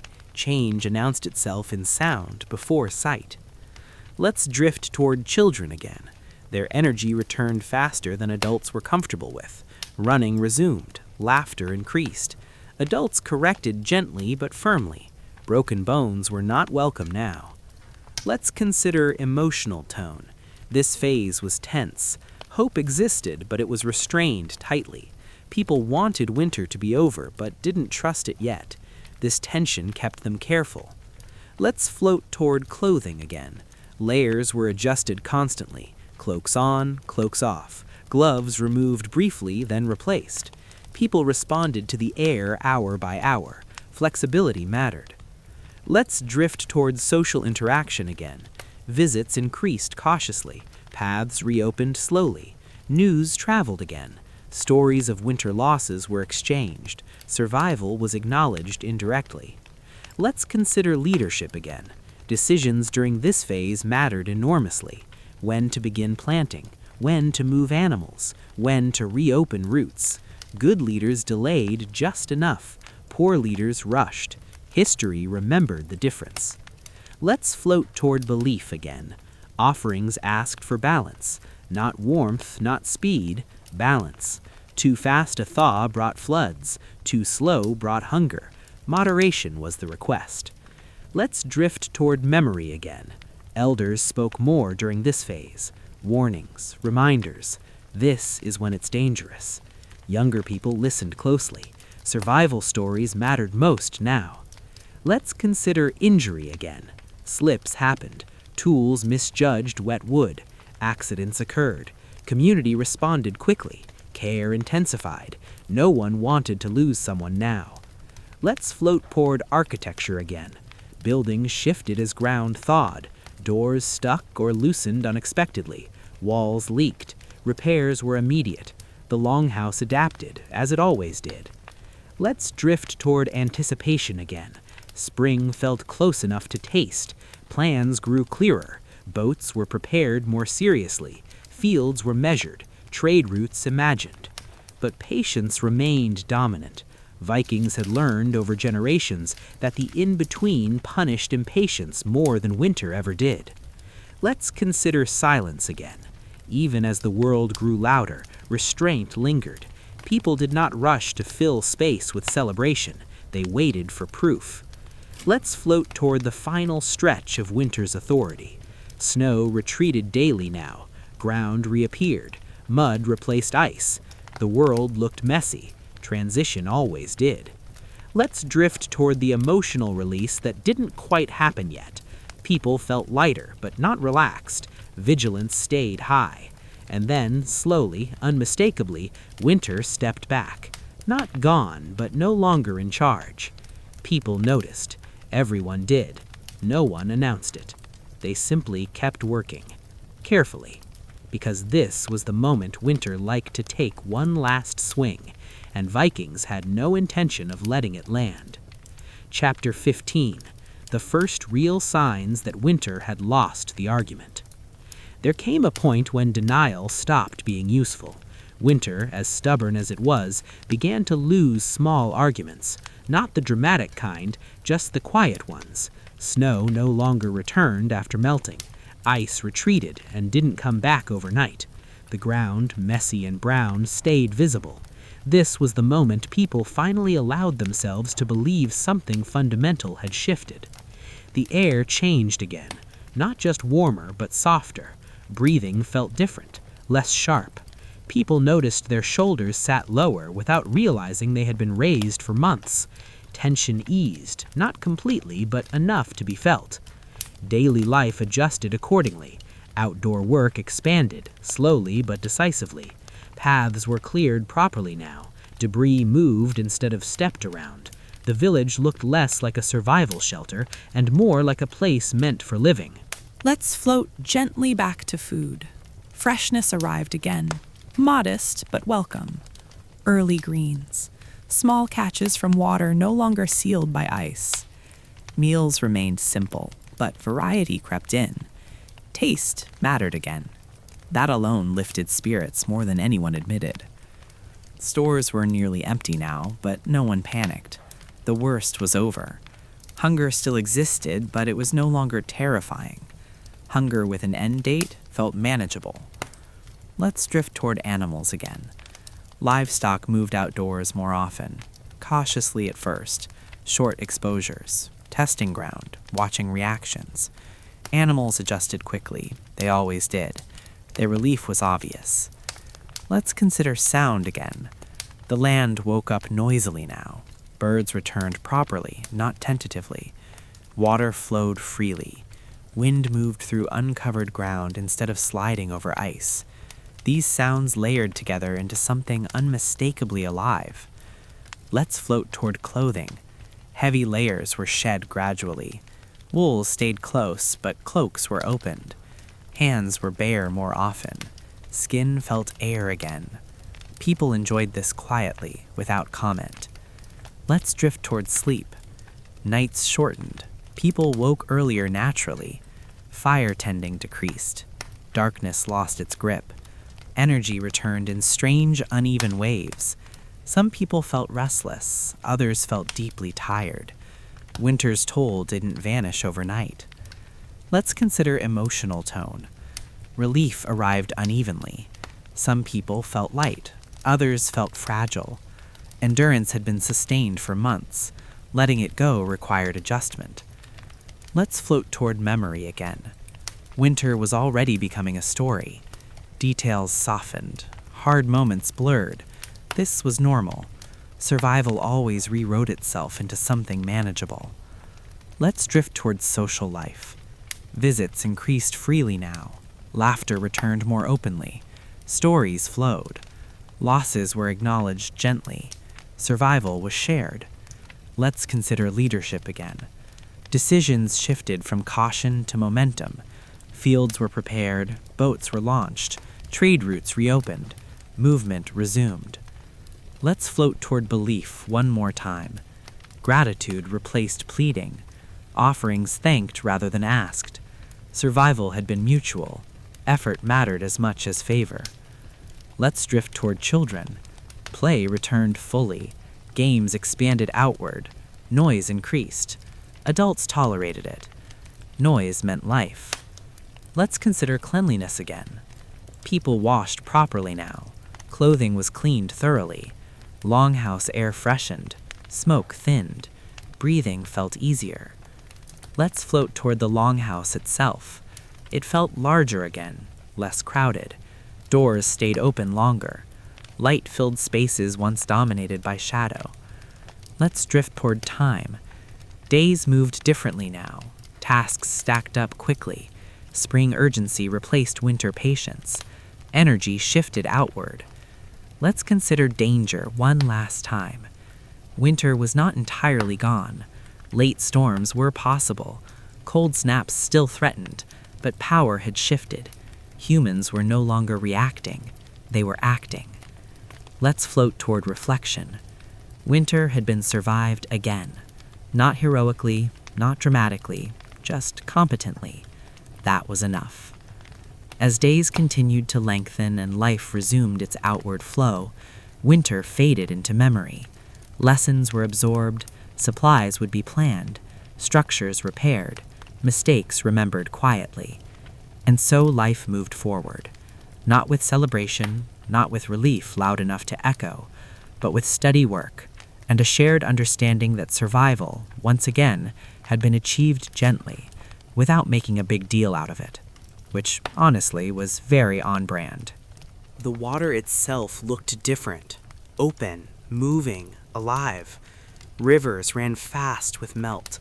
The sea shifted color and texture. People watched before engaging. Water demanded respect, especially after winter. Let's float toward trade. Routes reopened cautiously. Messengers traveled first, light loads. News moved faster than goods. Information mattered now. Who survived? Who lost animals? Who needed help? Who had excess? Let's drift toward social reconnection. Visits became common again. Shared meals, shared labor. Stories overlapped. Winter narratives were exchanged quietly. Everyone listened carefully. These stories shaped preparation for the next one. Let's consider leadership again. Spring tested leadership differently than winter. Winter demanded endurance. Spring demanded judgment. When to plant, when to travel, when to commit resources. Mistiming now could ruin the year. Let's float toward planting. Seeds were precious, stored carefully all winter. Each one represented faith in the future. Fields were prepared deliberately. No wasted effort, no careless placement. Let's drift toward animals again. Livestock moved fully outdoors now. Grazing resumed cautiously. People watched constantly. Weak animals were noted. Decisions were made quietly. Not all animals survived winter equally well. Let's consider emotional release. It arrived unexpectedly. A laugh here, a moment of stillness there. People found themselves stopping mid-task, just breathing. This wasn't laziness, it was recalibration. Let's float toward children again. Their world expanded rapidly. Paths reopened. Play ranged farther. Curiosity bloomed. Adults allowed it. Children represented continuity. Their freedom was proof of survival. Let's drift toward cleanliness one more time. Spring cleaning was not symbolic, it was necessary. Longhouses were scrubbed, bedding aired, smoke residue removed, airflow improved. Health mattered now. Let's consider belief again. Rituals marked transition, not dramatic festivals, but acknowledgments. Thanksgiving, promises renewed. Survival reinforced belief in balance. Let's float towards sound once more. The village was louder now. Tools rang, voices carried, animals called. This noise felt good, reassuring, proof of life. Let's drift toward time. Days filled quickly, tasks overlapped. Spring urgency replaced winter patience. Everyone felt slightly behind. This was normal.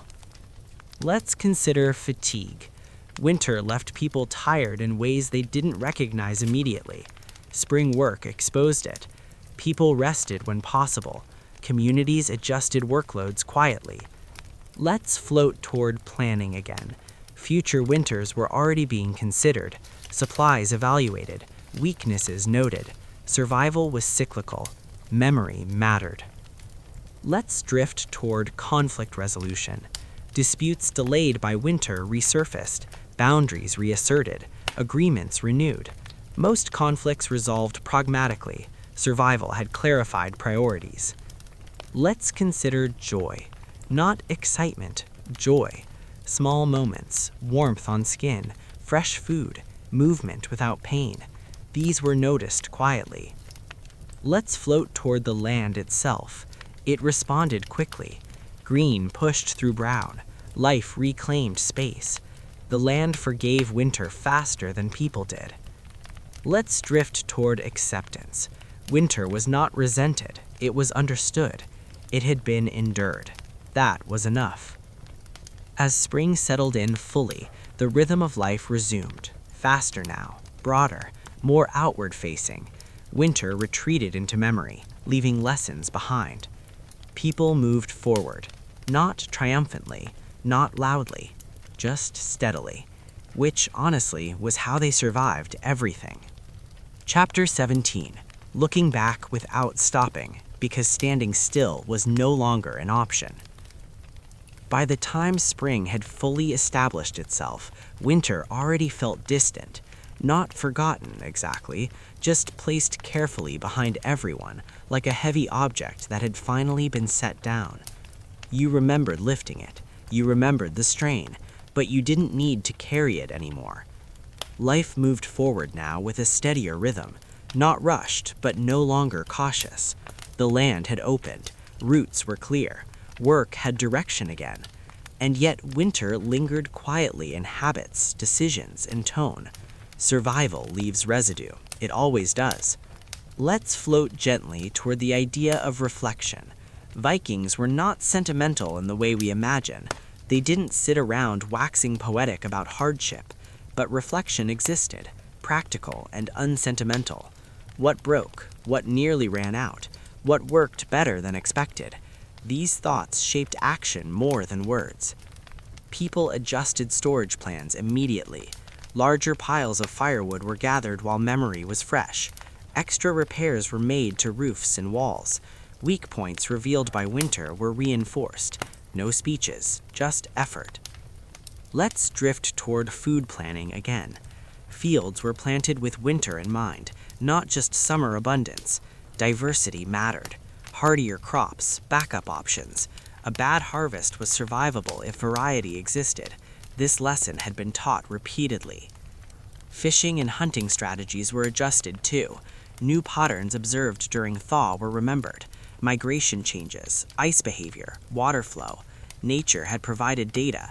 People paid attention. Let's float towards storytelling. Stories began to circulate, not as entertainment, but as instruction. Children listened. Younger adults absorbed details. Elders corrected inaccuracies gently. Survival knowledge mattered more than drama. Let's drift toward leadership again. Authority subtly shifted toward those who had managed winter well. Not necessarily the loudest, not necessarily the strongest. The ones who had planned carefully, who had rationed fairly, who had remained calm. Respect followed competence. Let's consider social memory. Losses were acknowledged quietly, names remembered, tools inherited, spaces left empty. Grief existed, but it did not stop movement. Life continued because it had to. Let's float toward the longhouse one more time. It had held everyone through the cold. Now it loosened its grip. People spent more time outside. It breathed again. Smoke stains remained as reminders. Let's drift toward health. Winter sickness faded slowly. Strength returned unevenly. Some people bounced back quickly. Others carried lingering weakness. Community compensated without fuss. Let's consider children again. They barely remembered the worst of winter. This was intentional. Adults shielded them when possible. Childhood was preserved. Survival didn't require fear. Let's float toward trade again. Goods moved farther now. Foreign stories arrived. News of other winters, other failures, other successes. Comparison reinforced preparation. Let's drift toward belief again. Faith did not fade with danger. It adapted. Balance remained the core idea. Respect the land. Respect limits. Give back when possible. Let's consider the deeper undercurrent. A quiet confidence settled in. Not arrogance, confidence earned through endurance. This was not invincibility, just trust in capability. Let's float toward time perception again. Days felt full now. Weeks passed quickly. Winter had stretched time. Spring compressed it. People adjusted. Let's drift toward conflict again. Tensions eased. Cooperation resumed. Winter had reminded everyone that isolation was dangerous. Community mattered. Let's consider humor again. Dry comments surfaced about the cold, about hunger, about cramped sleeping. These jokes were subdued, shared among those who understood. Humor marked survival complete. Let's float toward planning yet again. Boats were scheduled, raids discussed, exploration considered. Vikings did not stay still for long. Motion defined them. Let's drift toward the land's generosity. Spring gave freely now. Growth accelerated. Abundance followed restraint. This contrast was appreciated quietly. Let's consider the deeper lesson winter taught every year. Survival was not about strength alone. It was about patience, cooperation, planning, accepting discomfort without panic. Let's float toward the cycle itself. Winter would return. Everyone knew this. It always did. But so would preparation. Memory ensured that. As summer approached, winter became a chapter rather than the whole story. Important, influential, but no longer controlling the present. People carried forward what they needed. They left behind what they could. And life continued. Steady, prepared, quietly confident. Because winter had been faced. And that was enough. Let's consider leadership again. Authority stabilized now. Those who had proven competent retained influence. Decisions were trusted. This trust was quiet but firm. Winter performance mattered more than lineage ever could. Let's float toward children again. They thrived now, running freely, learning skills, absorbing stories. Winter was already fading from their memory, preserved only in warnings and lessons. This was intentional. Fear was not a teaching tool. Let's drift toward craftsmanship. Summer allowed focus. Tools were improved, objects refined, a handle shaped more comfortably, a blade balanced better. These small improvements compounded over time.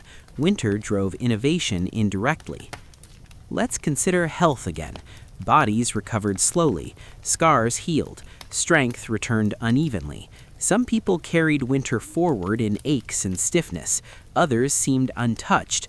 Community adjusted workloads without comment. Let's float toward belief again. Rituals marked abundance now, but always with restraint. Gratitude was balanced with caution. Pride invited misfortune. Humility felt safer. Let's drift toward the longhouse one last time in this cycle. It stood solid. Repairs held. Smoke stains remained. Proof of endurance layered into its walls. It would be needed again. Let's consider memory preservation. Lessons were embedded into routine. Extra wood cut without discussion. Additional grain stored quietly. Improved drainage added. Winter taught. Summer applied. Let's float toward humor again. Jokes softened. References to cold became distant. Laughter came easier. This was allowed now. Survival no longer demanded constant seriousness. Let's drift toward the future. Plans expanded outward. Exploration considered. Travel planned. Opportunity returned. Vikings were, after all, people who moved. But preparation never stopped. Even at peak summer, winter remained present in thought, a quiet advisor, a reminder. Let's consider the emotional core of it all. Survival did not make people reckless. It made them measured, confident without arrogance, calm without complacency. Let's float toward the cycle itself. This rhythm repeated year after year. Winter arrived, endurance followed, adjustment happened, life resumed. Each pass refined behavior, each winter sharpened preparation. Let's drift toward the final realization. Vikings did not survive winter through heroics. They survived through systems, habits, cooperation, acceptance of discomfort, quiet planning. This was not dramatic. It was effective. As summer stretched on and life flowed outward again, winter faded fully into the background, not erased, just placed where it belonged, behind them, waiting its turn. And when it returned, as it always did, the response would be the same. No panic, no speeches, just preparation, and the steady, practiced art of getting through it, gently. Chapter 19, when experience settled in and survival became almost boring. By this point in the cycle, survival no longer felt dramatic. That was the real victory. Winter had been endured, spring navigated, summer established, and nothing had collapsed spectacularly, which in this context counted as success. The absence of disaster was the goal. Vikings understood this deeply. Life moved forward with a kind of practiced ease, not ease as in comfort, but ease as in familiarity. Everyone knew what to do, when to do it, how much effort to apply. The sharp edges of urgency had dulled into routine. Let's float gently toward the concept of boredom, because it existed and it mattered. After months of constant vigilance, boredom was almost luxurious. Repetitive tasks no longer carried existential weight. Drying fish wasn't about survival tonight. It was about winter, months away. That distance made the work feel lighter. People filled time with improvement rather than reaction. Tools were refined again. Storage methods adjusted. Small inefficiencies corrected.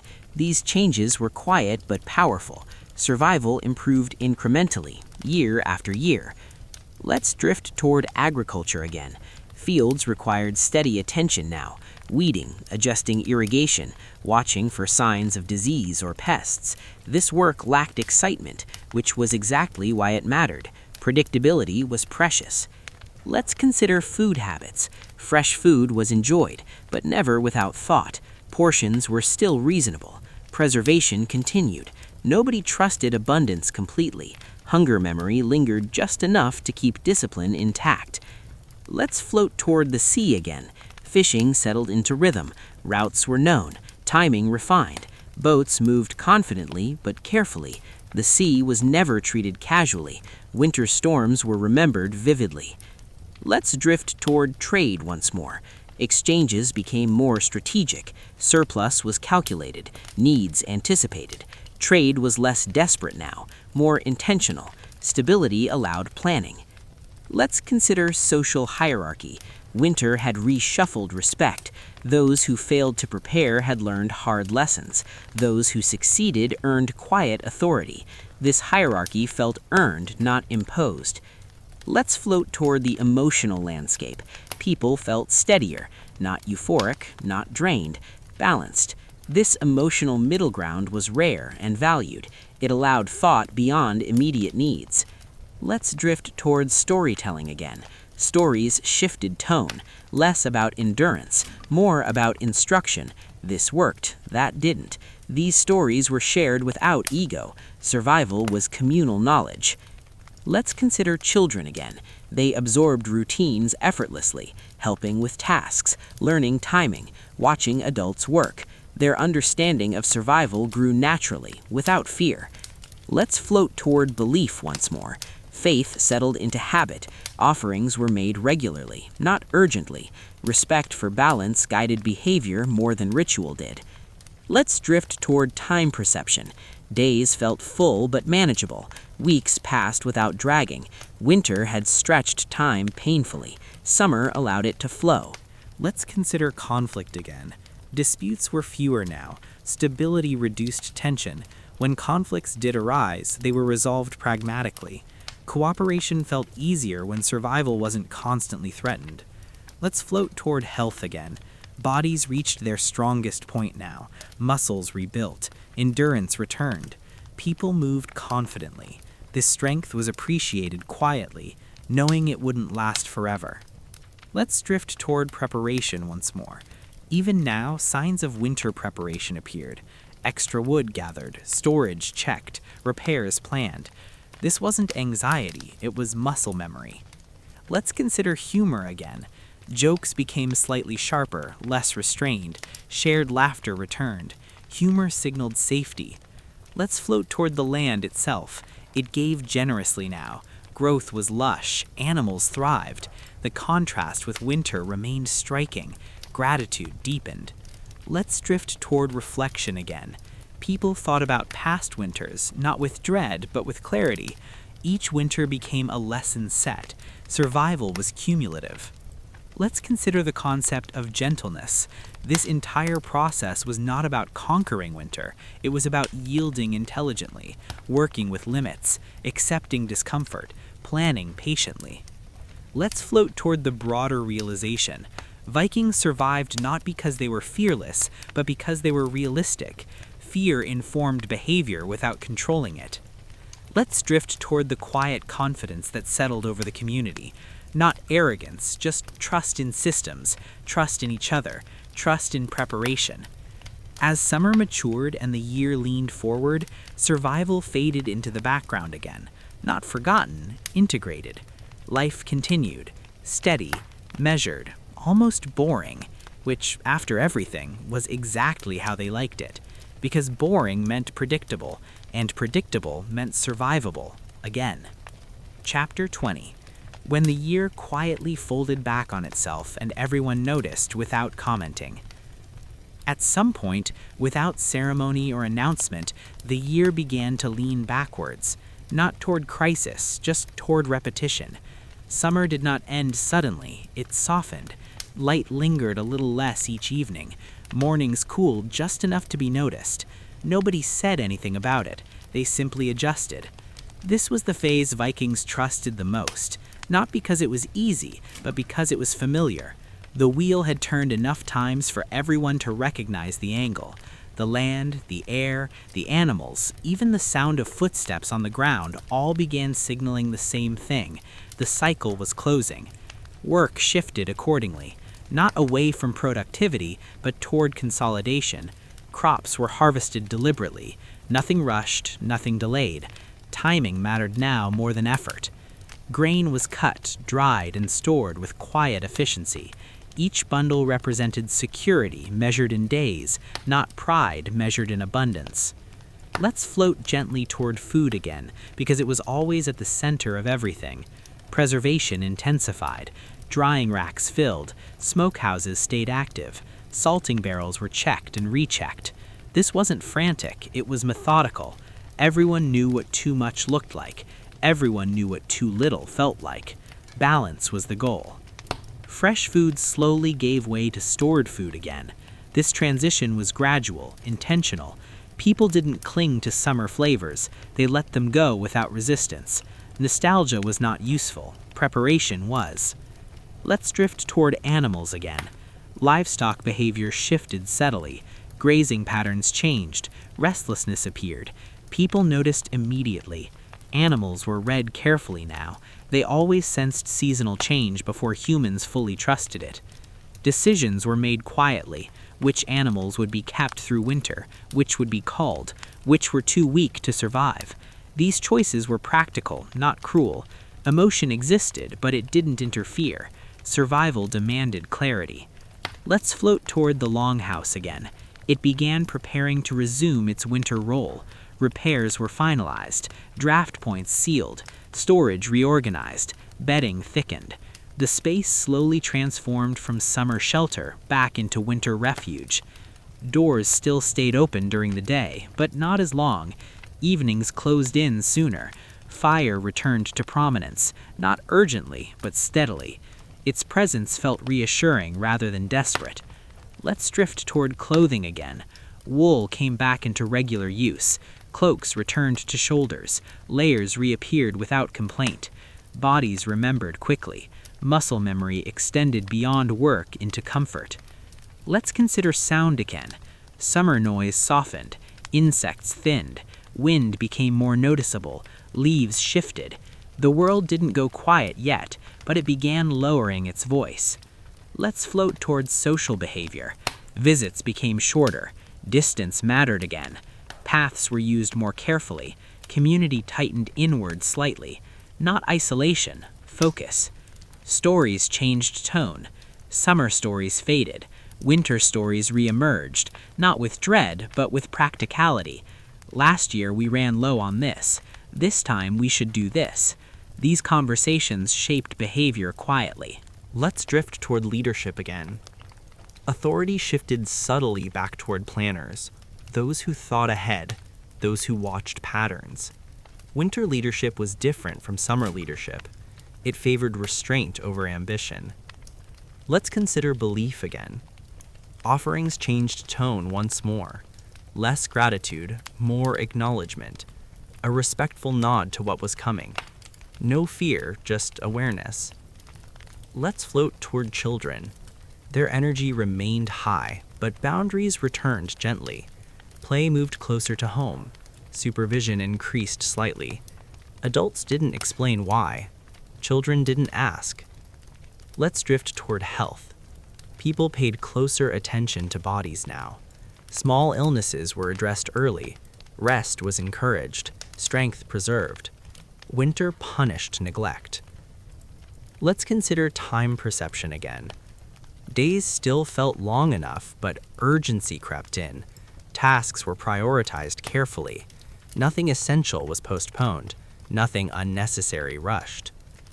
Let's float toward the land itself. It gave signs freely now. Soil cooled, growth slowed, plants prepared themselves. Nature modeled restraint beautifully. Let's drift toward memory once more. Previous winters informed every decision, not emotionally, practically. Mistakes remembered were avoided, successes repeated. Let's consider humor again. It softened. Jokes grew quieter, less frequent. Humor didn't disappear, it simply adapted to the tone of preparation. Let's float toward the emotional core of this phase. This was not sadness, it was acceptance. The year was folding back toward hardship, and that was fine. Hardship was survivable. It had been survived before. Let's drift toward the realization that survival was not seasonal, it was continuous. Summer did not cancel winter. Winter did not erase summer. Each phase existed because of the other. Let's consider the final preparations. Firewood stacks grew. Tools were cleaned and stored strategically. Supplies were counted again. Everyone knew the numbers. Nobody needed reminding. Let's float toward silence again. Evenings grew quieter. People sat longer by the fire. Conversations slowed. Rest increased. This wasn't exhaustion, it was calibration. Let's drift toward the last warm days. They were appreciated without clinging. Warmth on skin was noticed. Sunlight lingered just enough to be pleasant. No one tried to trap it. Let's consider the moment when summer officially lost its authority. It wasn't dramatic. One morning felt colder. One evening closed earlier. That was enough. And so the cycle completed itself. Not with finality, not with ceremony, just with readiness. People didn't brace themselves for winter. They welcomed it calmly, because they had already begun surviving it, quietly, methodically, together. And that, more than anything, was why they always made it through. Let's drift toward animals again. Those kept through winter settled into their indoor routines. They adapted quickly. Animals always did. Their presence warmed the space in every sense. Losses, if they occurred, were acknowledged briefly. Grief existed, but action followed. Survival did not allow lingering. Let's consider clothing. Wool reclaimed its constant role. Layers became permanent. Hands stayed covered. Skin exposure was minimized. Comfort came from consistency, not luxury. Let's float toward health.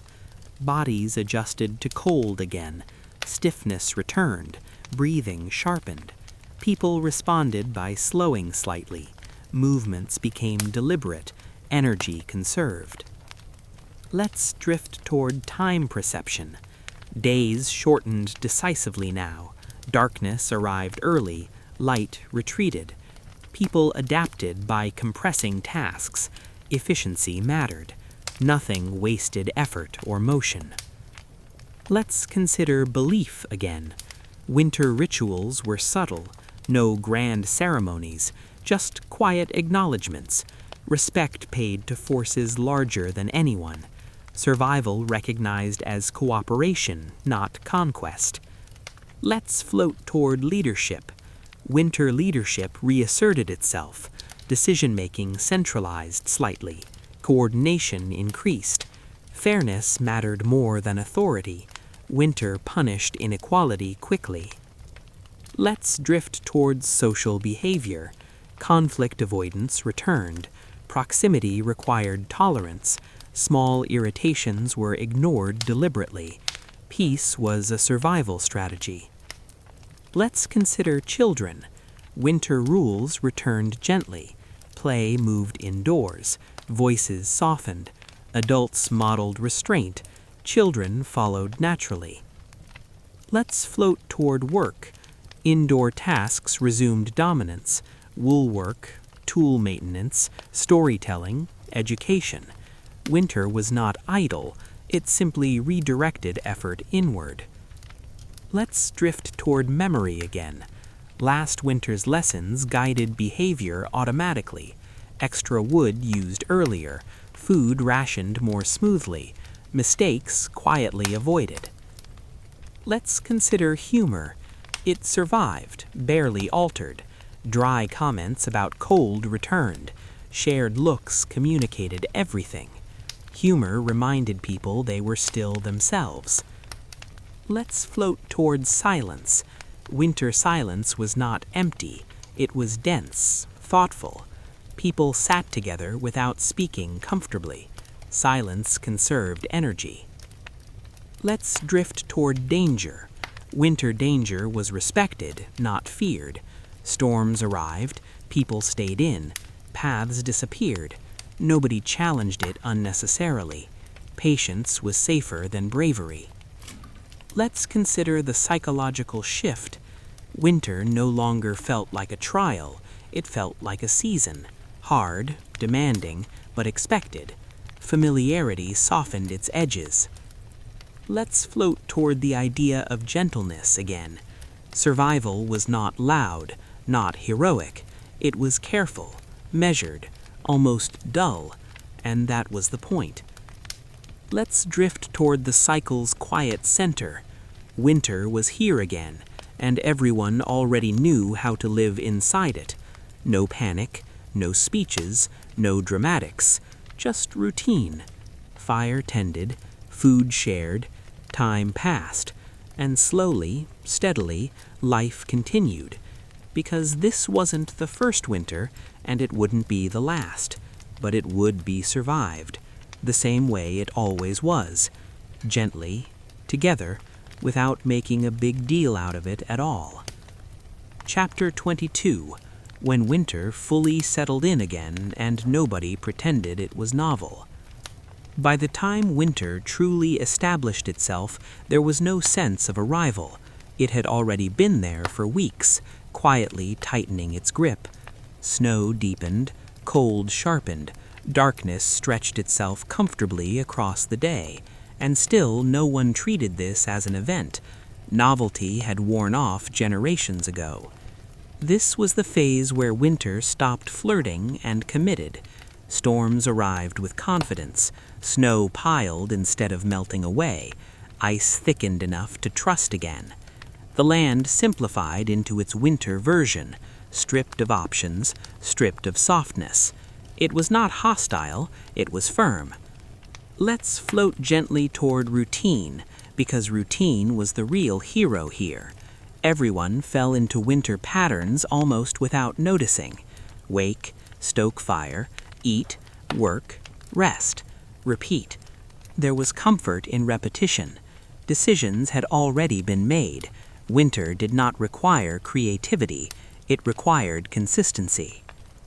The longhouse settled fully into its role.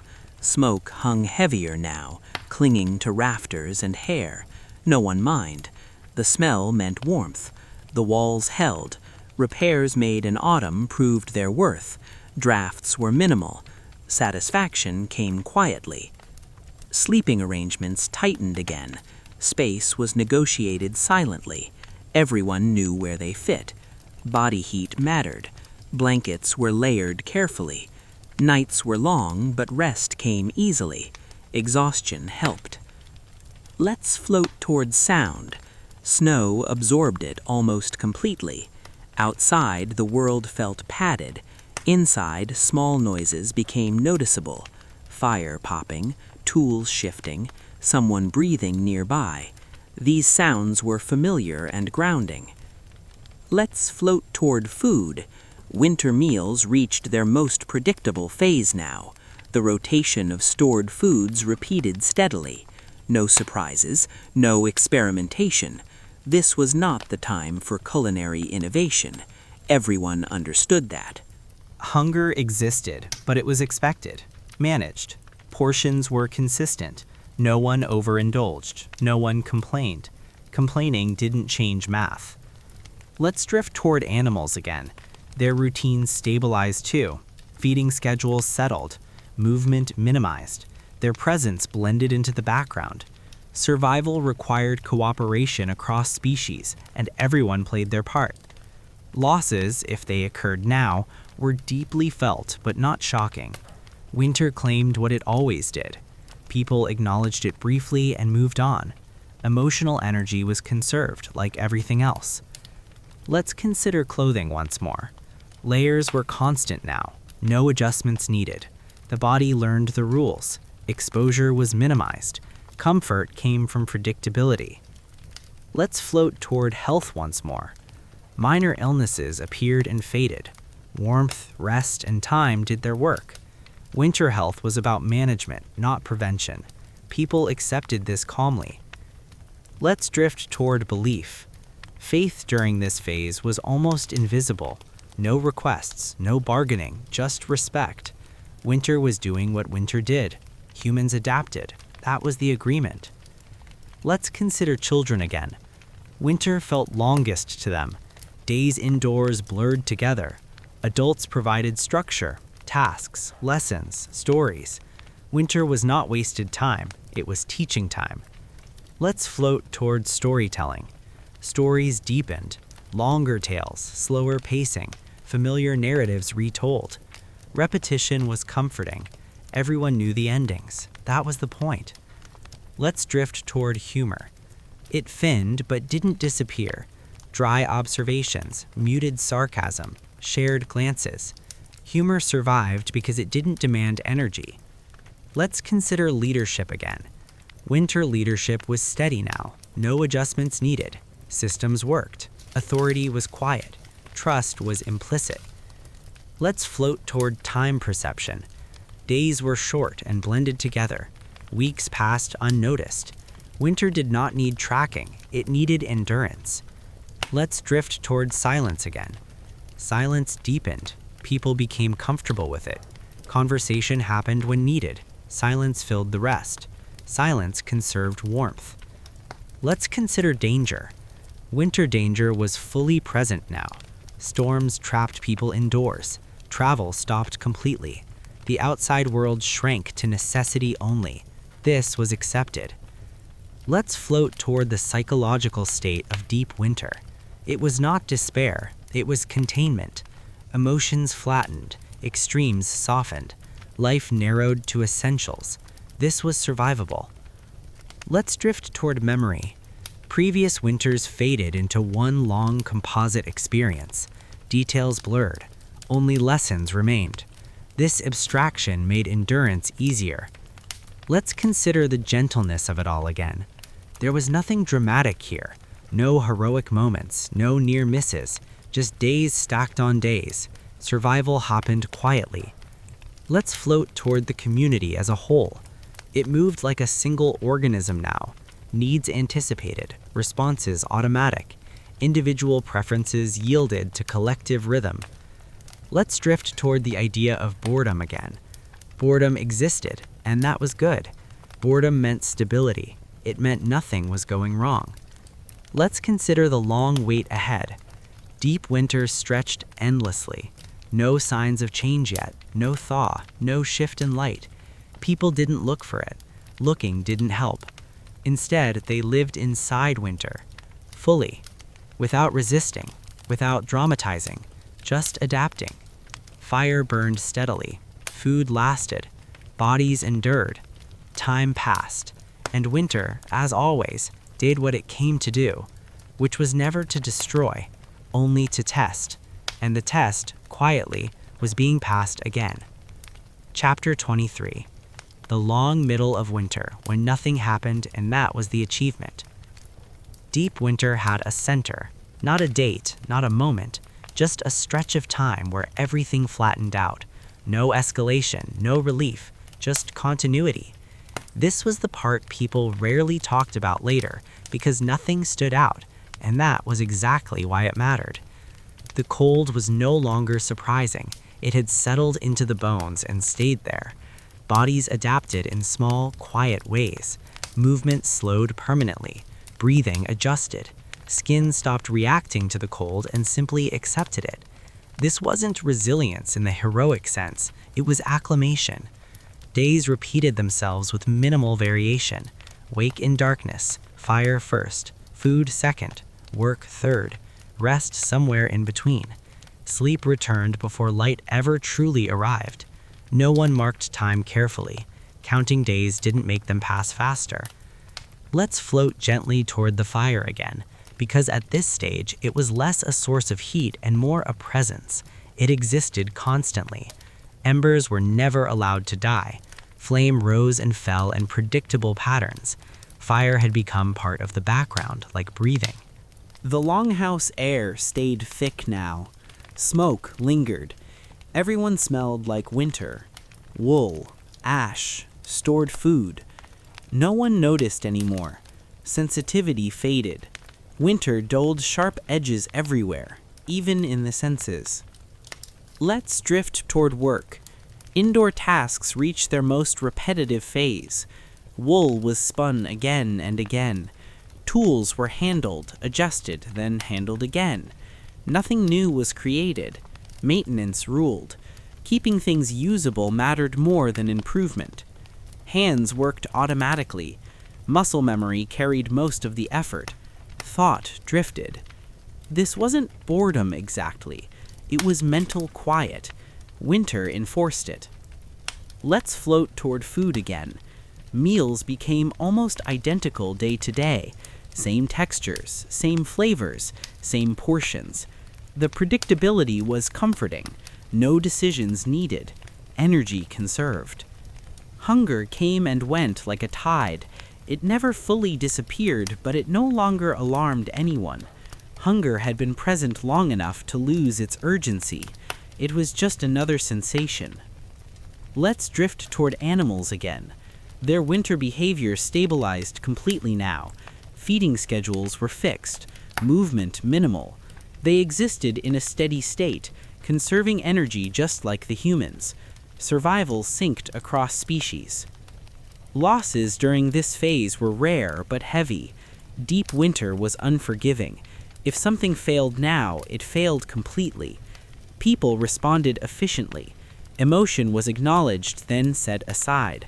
Grief spent too much energy. Let's consider sound again. Outside, silence dominated. Snowfall muffled everything. Inside, even familiar noises seemed softened. Voices rarely rose. Winter pressed everything downward, including volume. Let's float toward children. This phase tested them the most. Energy had nowhere to go. Adults redirected it gently. Chores, lessons, stories. Winter education happened now. Knowledge passed quietly. Children learned patience here, not through instruction, but through environment. Winter didn't argue, it waited. Children adapted. Let's drift toward storytelling again. Stories lengthened, details expanded. Familiar tales grew slower, heavier. Everyone knew them by heart and still listened. Stories weren't for novelty, they were for rhythm. Let's consider belief once more. Faith during deep winter was almost subconscious. There were no specific requests, just continuity. Survival itself became a form of worship. Let's float toward leadership. Decisions were minimal now. Everything that could be decided had already been decided. Leadership meant consistency, fair distribution, calm presence. Authority was quiet. Trust was assumed. This was not the time for debate. Winter rewarded agreement. Let's drift toward health. Bodies existed in a careful balance, not strong, not weak, maintained. Small pains were ignored unless serious. Everyone knew their limits intimately by now. Sleep deepened. Darkness encouraged it. People rested more, not out of laziness but necessity. Rest conserved heat. Rest conserved energy. Let's consider time perception again. This was when time lost its edges. Days blended seamlessly, memory compressed. Later, people would remember winter as shorter than it felt. The mind smoothed it over. Let's float toward humor. It was faint but present, a raised eyebrow, a quiet comment. Humor existed because it didn't demand response. Laughter was optional. Let's drift toward the psychological core of deep winter. This was not despair. Despair required emotion. This was neutrality, emotional flattening, a narrowing of focus. It made survival possible. Let's consider the outside world. It shrank to almost nothing. The village existed inside its own bubble. Beyond that, the land slept. Nothing moved unless forced. Travel was unthinkable. Even thinking about travel felt exhausting. People stayed where they were. Place mattered less than shelter. Let's float toward memory again. Past winters blended together now. Specific years lost definition. What remained were strategies, habits, lessons. This abstraction was protective. Let's drift toward patience. Patience wasn't practiced, it was imposed. Winter allowed no alternatives. Acceptance followed naturally. Let's consider boredom again. True boredom appeared here, and it was safe. Boredom meant nothing urgent was wrong. People leaned into it without guilt. Let's float toward community. Proximity remained constant. Tolerance was high. Minor irritations dissolved quickly. Harmony mattered more than preference. Let's drift toward the idea of gentleness one last time in this phase. Survival here was not about effort. It was about stillness, holding, enduring without strain. Deep winter asked very little beyond that. Just stay warm. Just stay fed. Just stay together. And wait. Time moved, slowly, silently, unremarkably, which was exactly how survival looked in the middle of winter. Not like a story, not like a struggle, just like life, reduced to its quiet essentials, continuing, one identical day at a time.